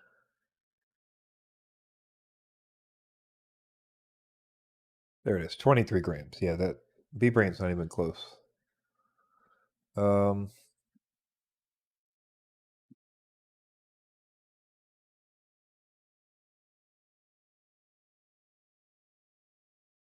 Yeah, Mobilite 6 is 18.5 grams dry. I think that's the lightest.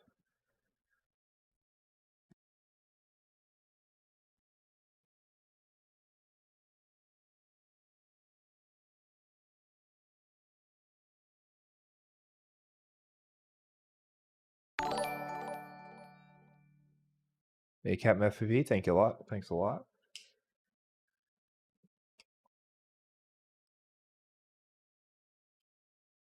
I can do that. I'm not sure what I'll talk to you about, but sure. You're always welcome to shoot me any info if you'd like to.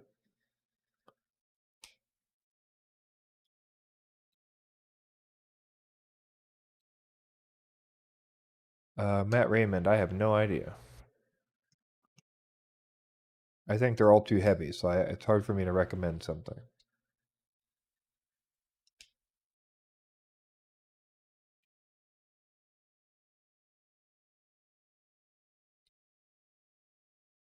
Yeah, 25 kV is a lot for the Mob 6. That's just a lot. I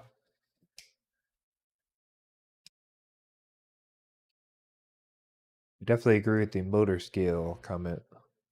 CMYK, how's it going? Good to see you. Thanks for stopping in. I am doing well.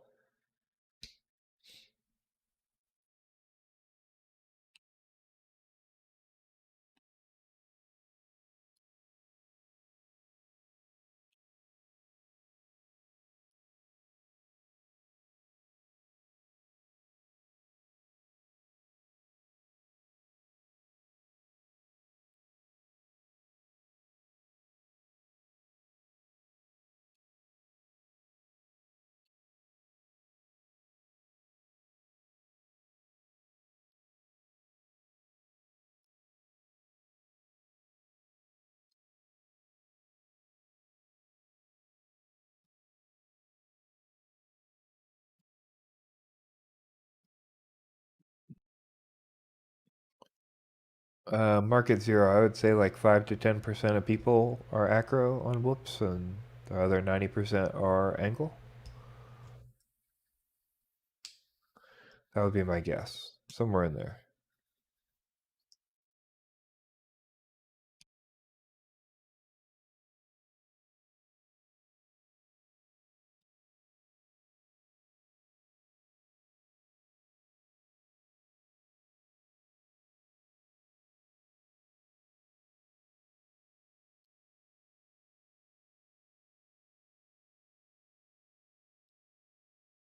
Yeah, Captain, I don't know anything about that stuff, so I'm not a dev. I don't know anything about the code or how it works or the back end or the communication protocols or any of that stuff, so I wouldn't really be able to assist there too much.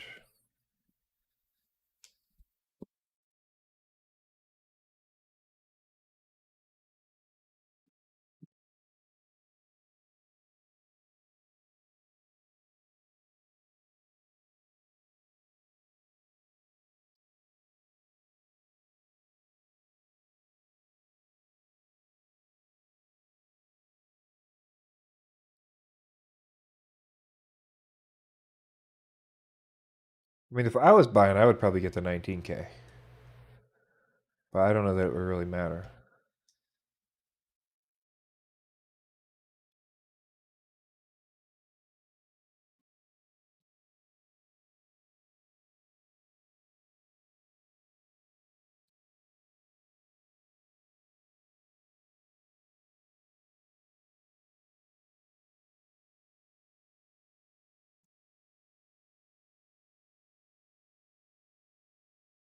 I don't think it. I don't care, Maxis. That's what I would say. That's my real feeling is I don't care.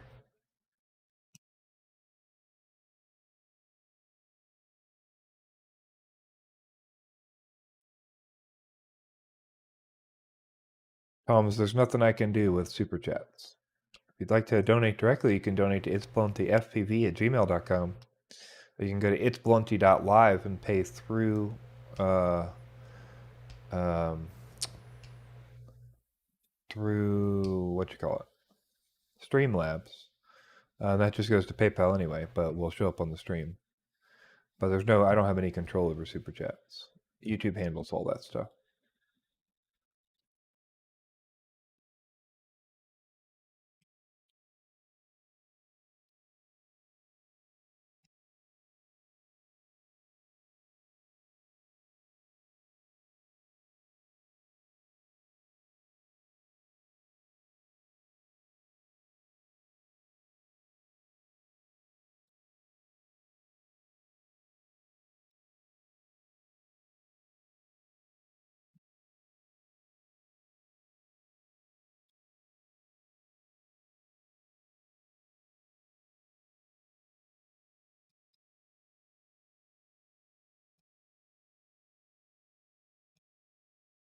Ram Dunk, I'm not sure what you're asking.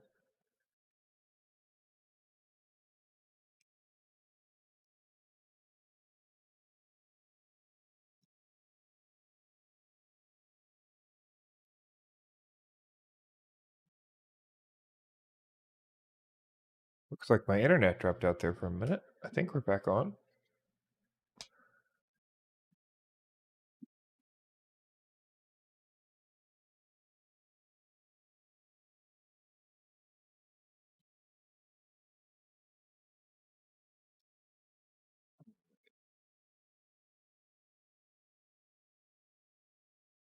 JR FPV 8. 8 total, no matter what kind they are.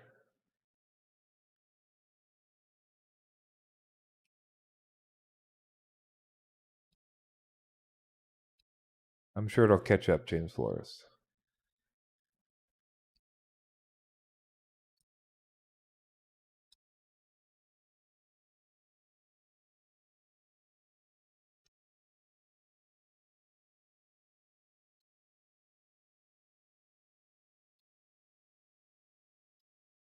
But yeah, JR FPV, you can have up to 8. Typically, you would do that on race band, on race 1 through 8.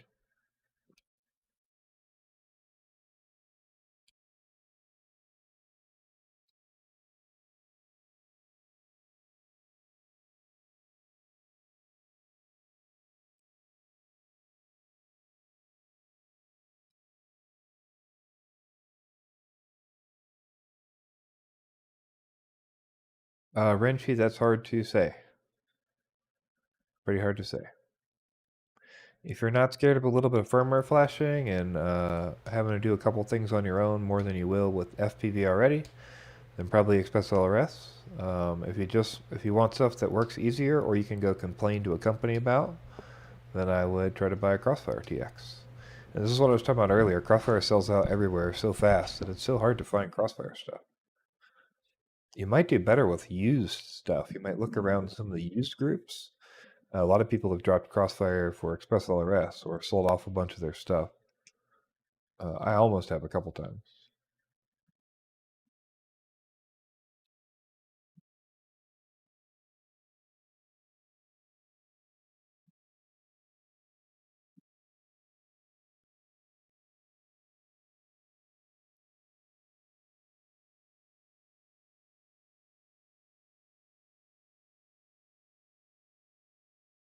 I think the Tiny Hawk 2 flies fine. The difference is a 75 and a Tiny Hawk 2 in particular is going to be less maneuverable because it's 75, not 65. But it's going to be like more punchy. So much better for like shooting a gap, but trying to rotate out of that gap into a gate or something like that is going to be more difficult. But I think Tiny Hawk 2 flies great.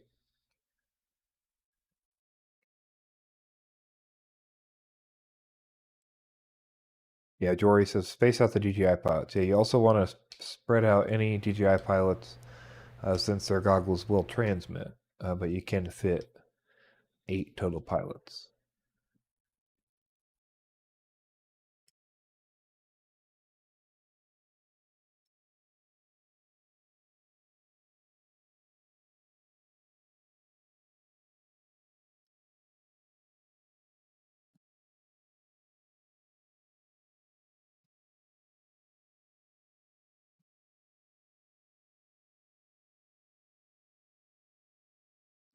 There's only 2 module bay form factors that you should be concerned with. The module bay form factors are just the JR and the JR Lite, sometimes called the Micro for the JR and the Nano for the JR Lite. Those should be the only 2. The little one with the pins going up in the back is the Lite. The one with the pins going out in the out direction and bigger is the JR or the Micro. I don't know. I think the chat box died here. Let's see if we could. There we go.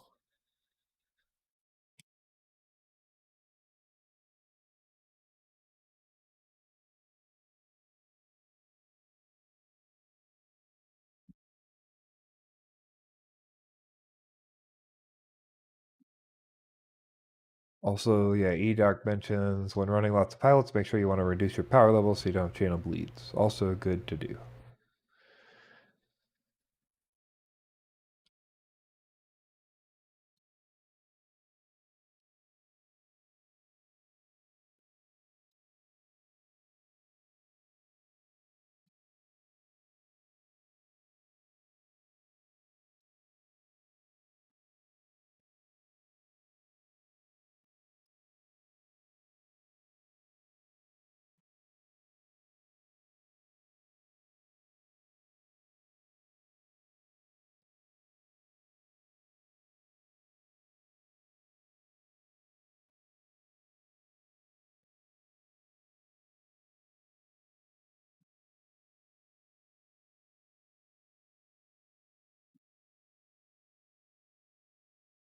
Hey, Bags FPV donates $5. Super chat, thank you so much. Cheers to you as well, Bags. Andy Taylor's here. How's it going, Andy Taylor? I do want to brag for a minute about Bags is in the Discord, the Bartle Discord, where I and a bunch of other know-it-alls and JB hang out with a bunch of other folks, and we help you troubleshoot stuff a lot of times. So I'm going to give a plug for JB's Discord. All you got to do is give him $2 on his Patreon, and you can get access to his Discord, and you can get help anytime you want, including my help. So I do benefit from him making money because obviously I do the news and stuff with him. So I would appreciate if you hop over there and hop in. It's always a good time if you got any questions about new stuff, news that's going on, how to make something work. There's so many people over there. There's almost always somebody who has some information.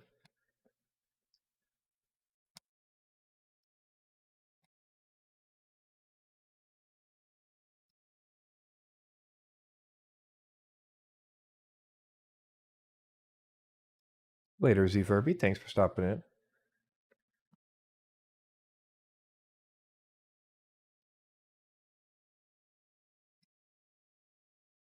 Frenzy Incarnate. I typically don't record my flights, so I don't have anything to show you. And I don't really fly that much, so I haven't flown recently. Just Sims.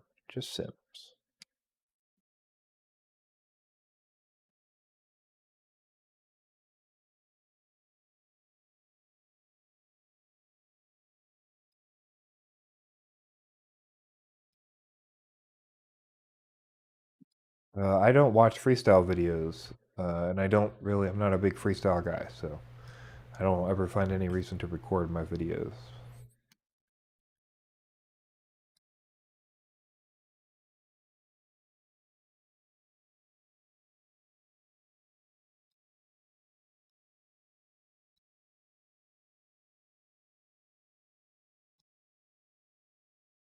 Uh, Andy Taylor, I mean, I don't know. I personally wouldn't change from Crossfire to Tracer.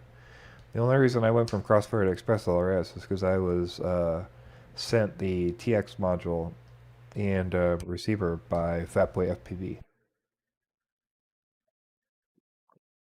But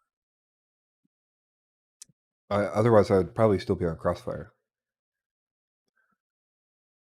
I don't know. I don't think there's that big of a latency difference that most people will notice. And certainly, Crossfire will be much better of a link. But it's up to you if you think it's worth the cost difference.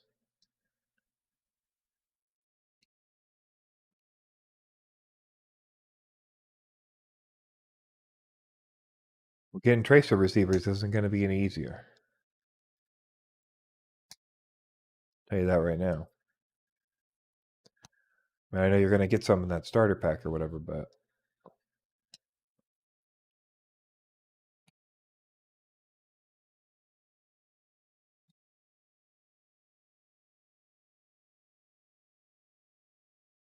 when you look for tracer receiver number 4, it would concern me to find it.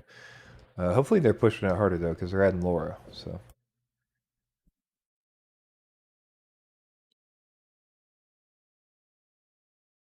Pacific Northwest, that's cool. The only person from the JB Discord I met is Bags, and he was a good dude. Thanks, Frenzy Incarnate. I try to be that way. So normally, if you hear me say something, it's real. Uh, unfortunately, I think a lot of people want more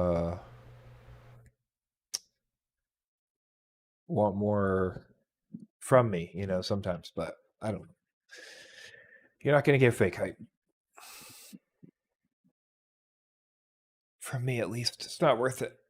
Like, I can make I can make YouTube videos all day, and I can make stupid fucking content that people ask for all the time, but I could go make freestyle videos and post them, and I'm sure people will watch them because it's my freestyle, but it just doesn't, I don't care, I'm not doing this for that reason.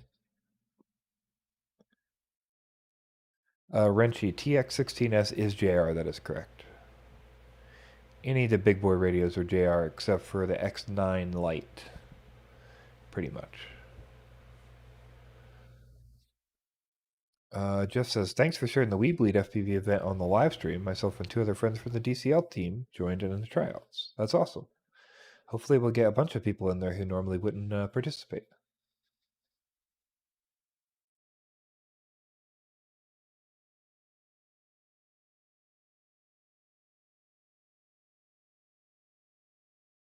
Yeah, let us know your pilot handles there, Jeff. Is it just Jeff? Is that one? Let's see, you have a time on the first track here. Maybe on the others as well.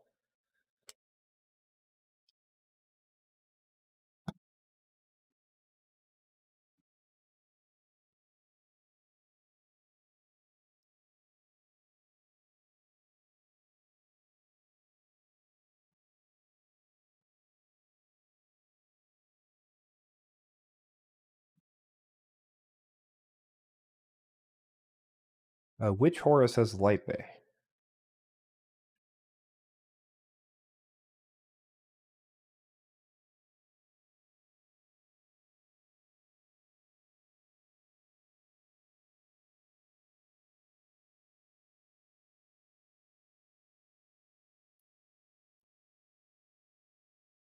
I'm gonna go check that out, but I see these are Horuses here. These have normal. That's a JR bay. And that's a JR bay.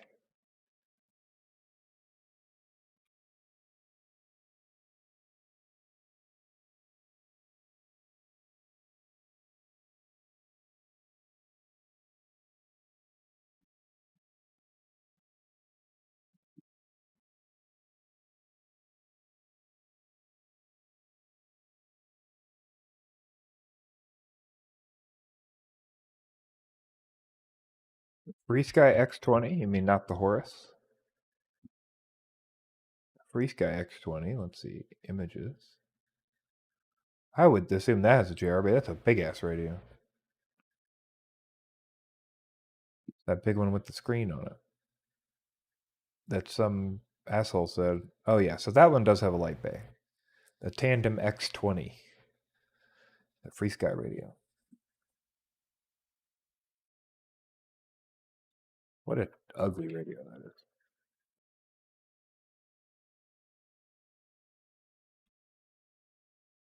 This monstrosity of a radio.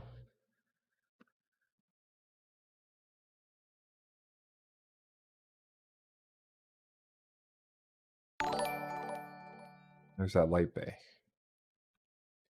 Thanks for the donation, Drunken Sailor, for being cool. BGN 10999. Let's see. BGN currency. Let's find out what that is. That's a Bulgarian lev. Is that right? A Bulgarian lev? Whoops. It sure is. Wow, that is a $63 donation. Thank you so much. Drunken Sailor. I guess you think I'm really cool, man. Wow. Thank you so much. Jesus, that's probably the biggest donation I've ever gotten. Well, if you need anything, you've paid for troubleshooting time if you need it, so let me know.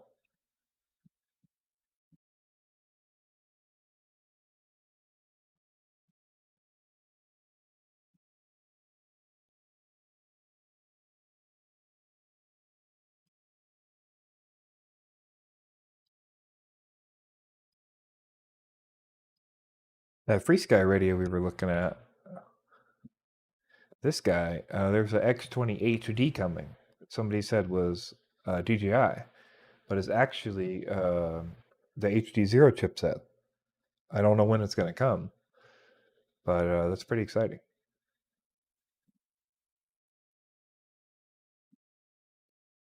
Thanks, June Loco. I appreciate that.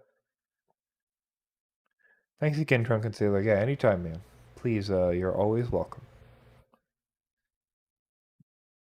Let me see if we can find. We go. I'm pretty sure if you do like Risky X20, and then we look here, there's like a chart. Look at that.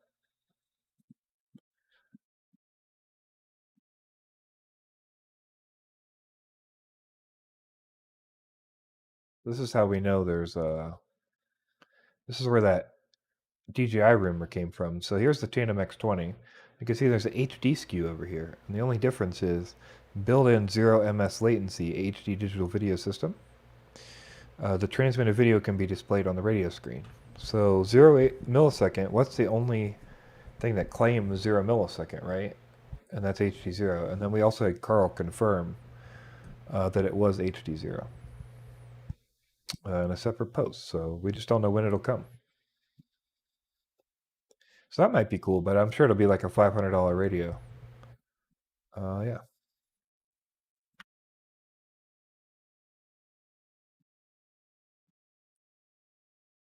Jory, I can tell you the jumper radio is not out yet because they couldn't source parts.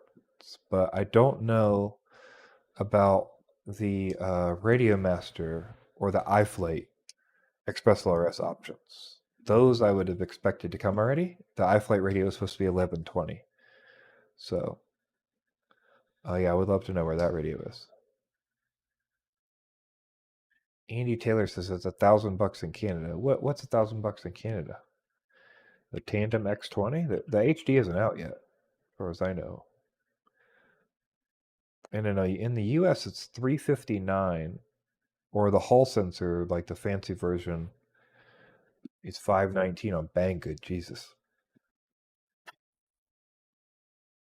But yeah, the X20 comes out, yeah, $350 to $450 is like the US price.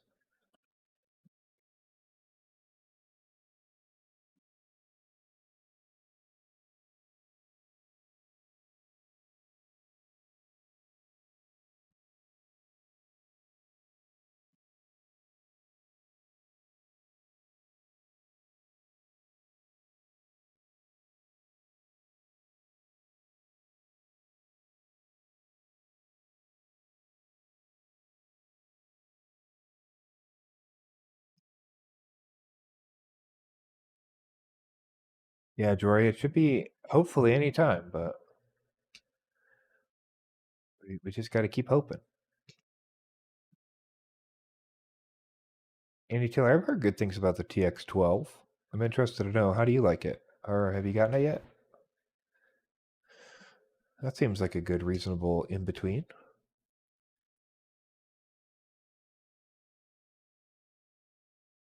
Let's see.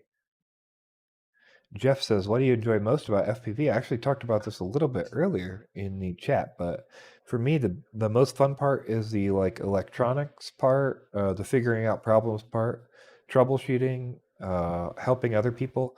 Like the reason I keep doing this is because I get to help people get in the air all day. Otherwise, I'd be bored out of my skull. Like flying's cool, but I'm not as excited about flying, you know.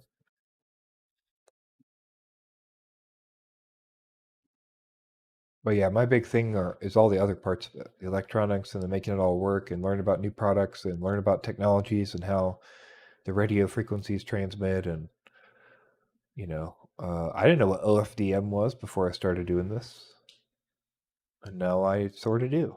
So that's pretty cool. eDoodle FPV, I am having a great stream. Thank you so much.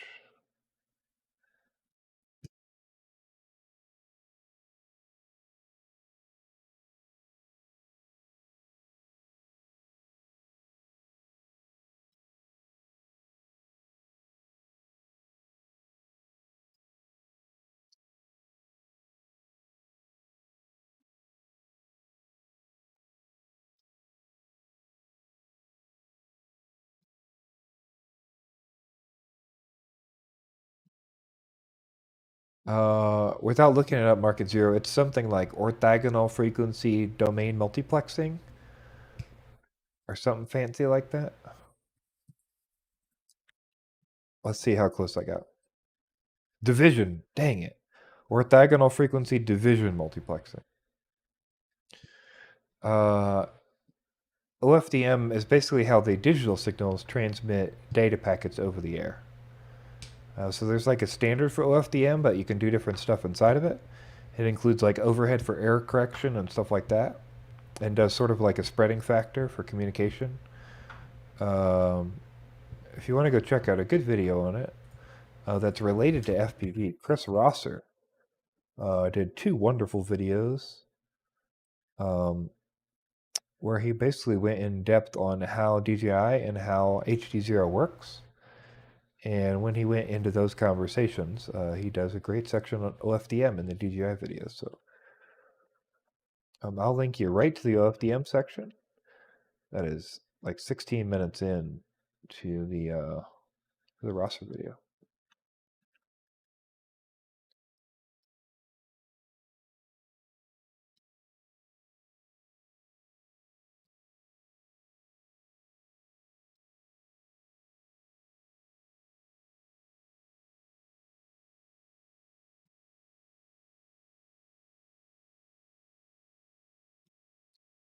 Later, Riette. Take it easy. Be safe out there.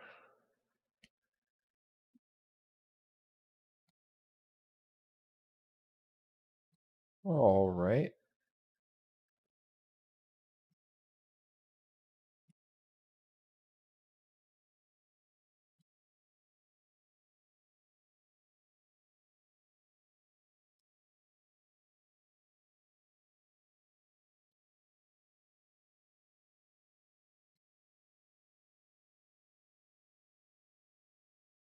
eDoodle. I'm not sure, man. You'd have to go look at it, but the new update definitely supports a bunch of radios. So I don't have a PS4 to tell you any different. But I know multiple people who've tried it with, and it definitely is working. So I'm not sure. Not sure what to tell you there.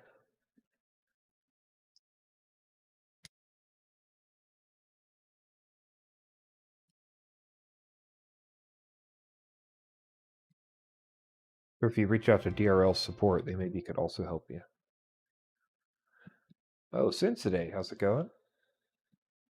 420. Any updates on donation triggered treat dispenser? No, I still need to buy the physical dispenser, but the device is working. For anyone who doesn't know, I'm making a donation-enabled treat dispenser, so when you guys donate, Henry can get a treat. And then you can all enjoy feeding Henry with the treat. Um, but so far, I have all the software side working, and it triggers the based on the super chats. I just need to set up the physical part of it. I still got to order the treat dispenser.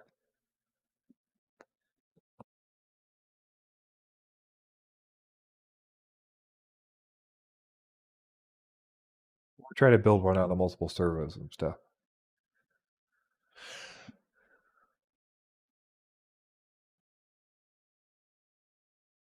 Spook FPV. Yeah, I thought it was all right. I set like my normal settings on it and cruised around for a little while. It's early access, but for early access, it seems fine. For me, I need more time with it, and I definitely will need to. Like, I feel like I would need leaderboards on there, so I have something to compete against, and then I can start pushing to the edge and like get better ideas. But yeah,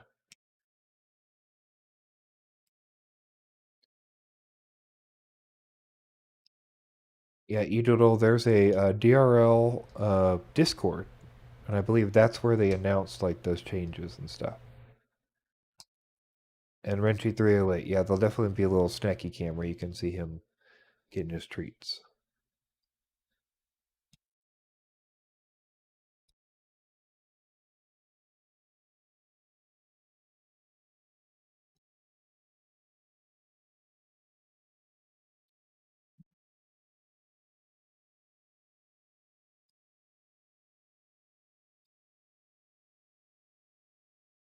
No, you doc. The way we have it set up, uh, like we just stream on Bardwell's side, so probably not.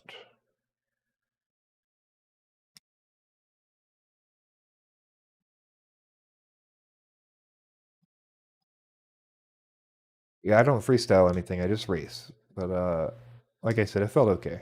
I didn't spend too long in it, like 45 minutes or something. 30, 45 minutes. I didn't spend that long. So, and I wanted to look at all the tracks and options and stuff.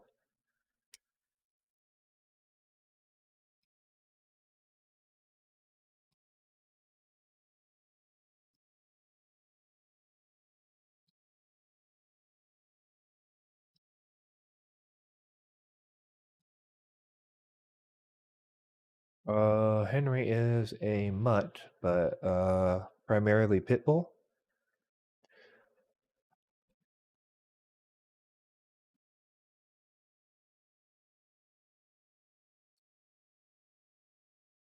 The heck is the website? I always forget the name of it. Bark. Let's see.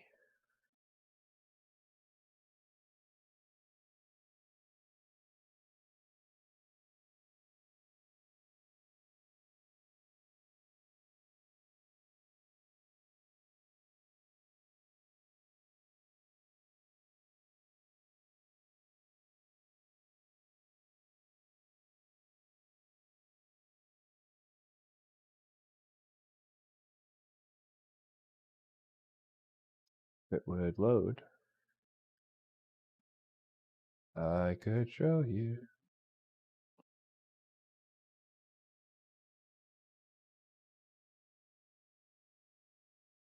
Okay, cool.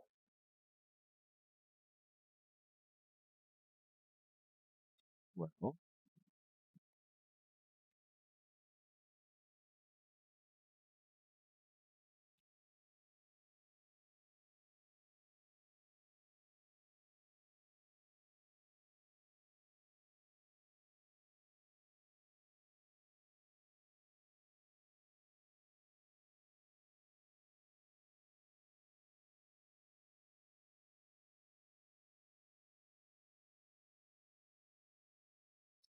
right. Well, the page won't load, but I do have his DNA somewhere.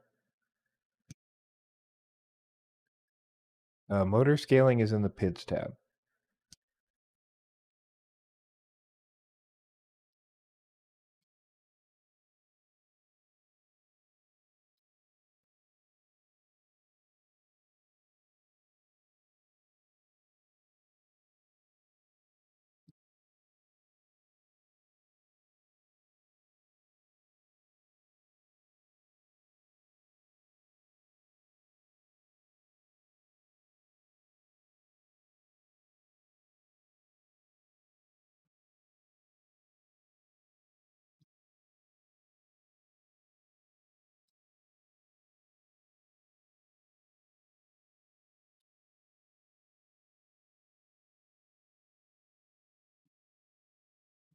There it is. Jesus, it took so long to load. What is going on?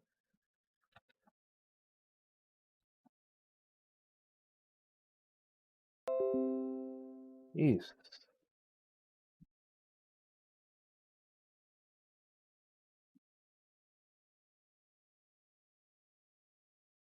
Okay. After all that, here's the answer for you. 37% pit bull, 19% boxer, 18% chow, 6.7% lab, 5% German Shepherd, and 12% super mutt, aka combination of stuff.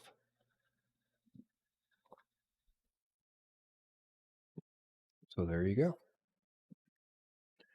Now you know. Oh.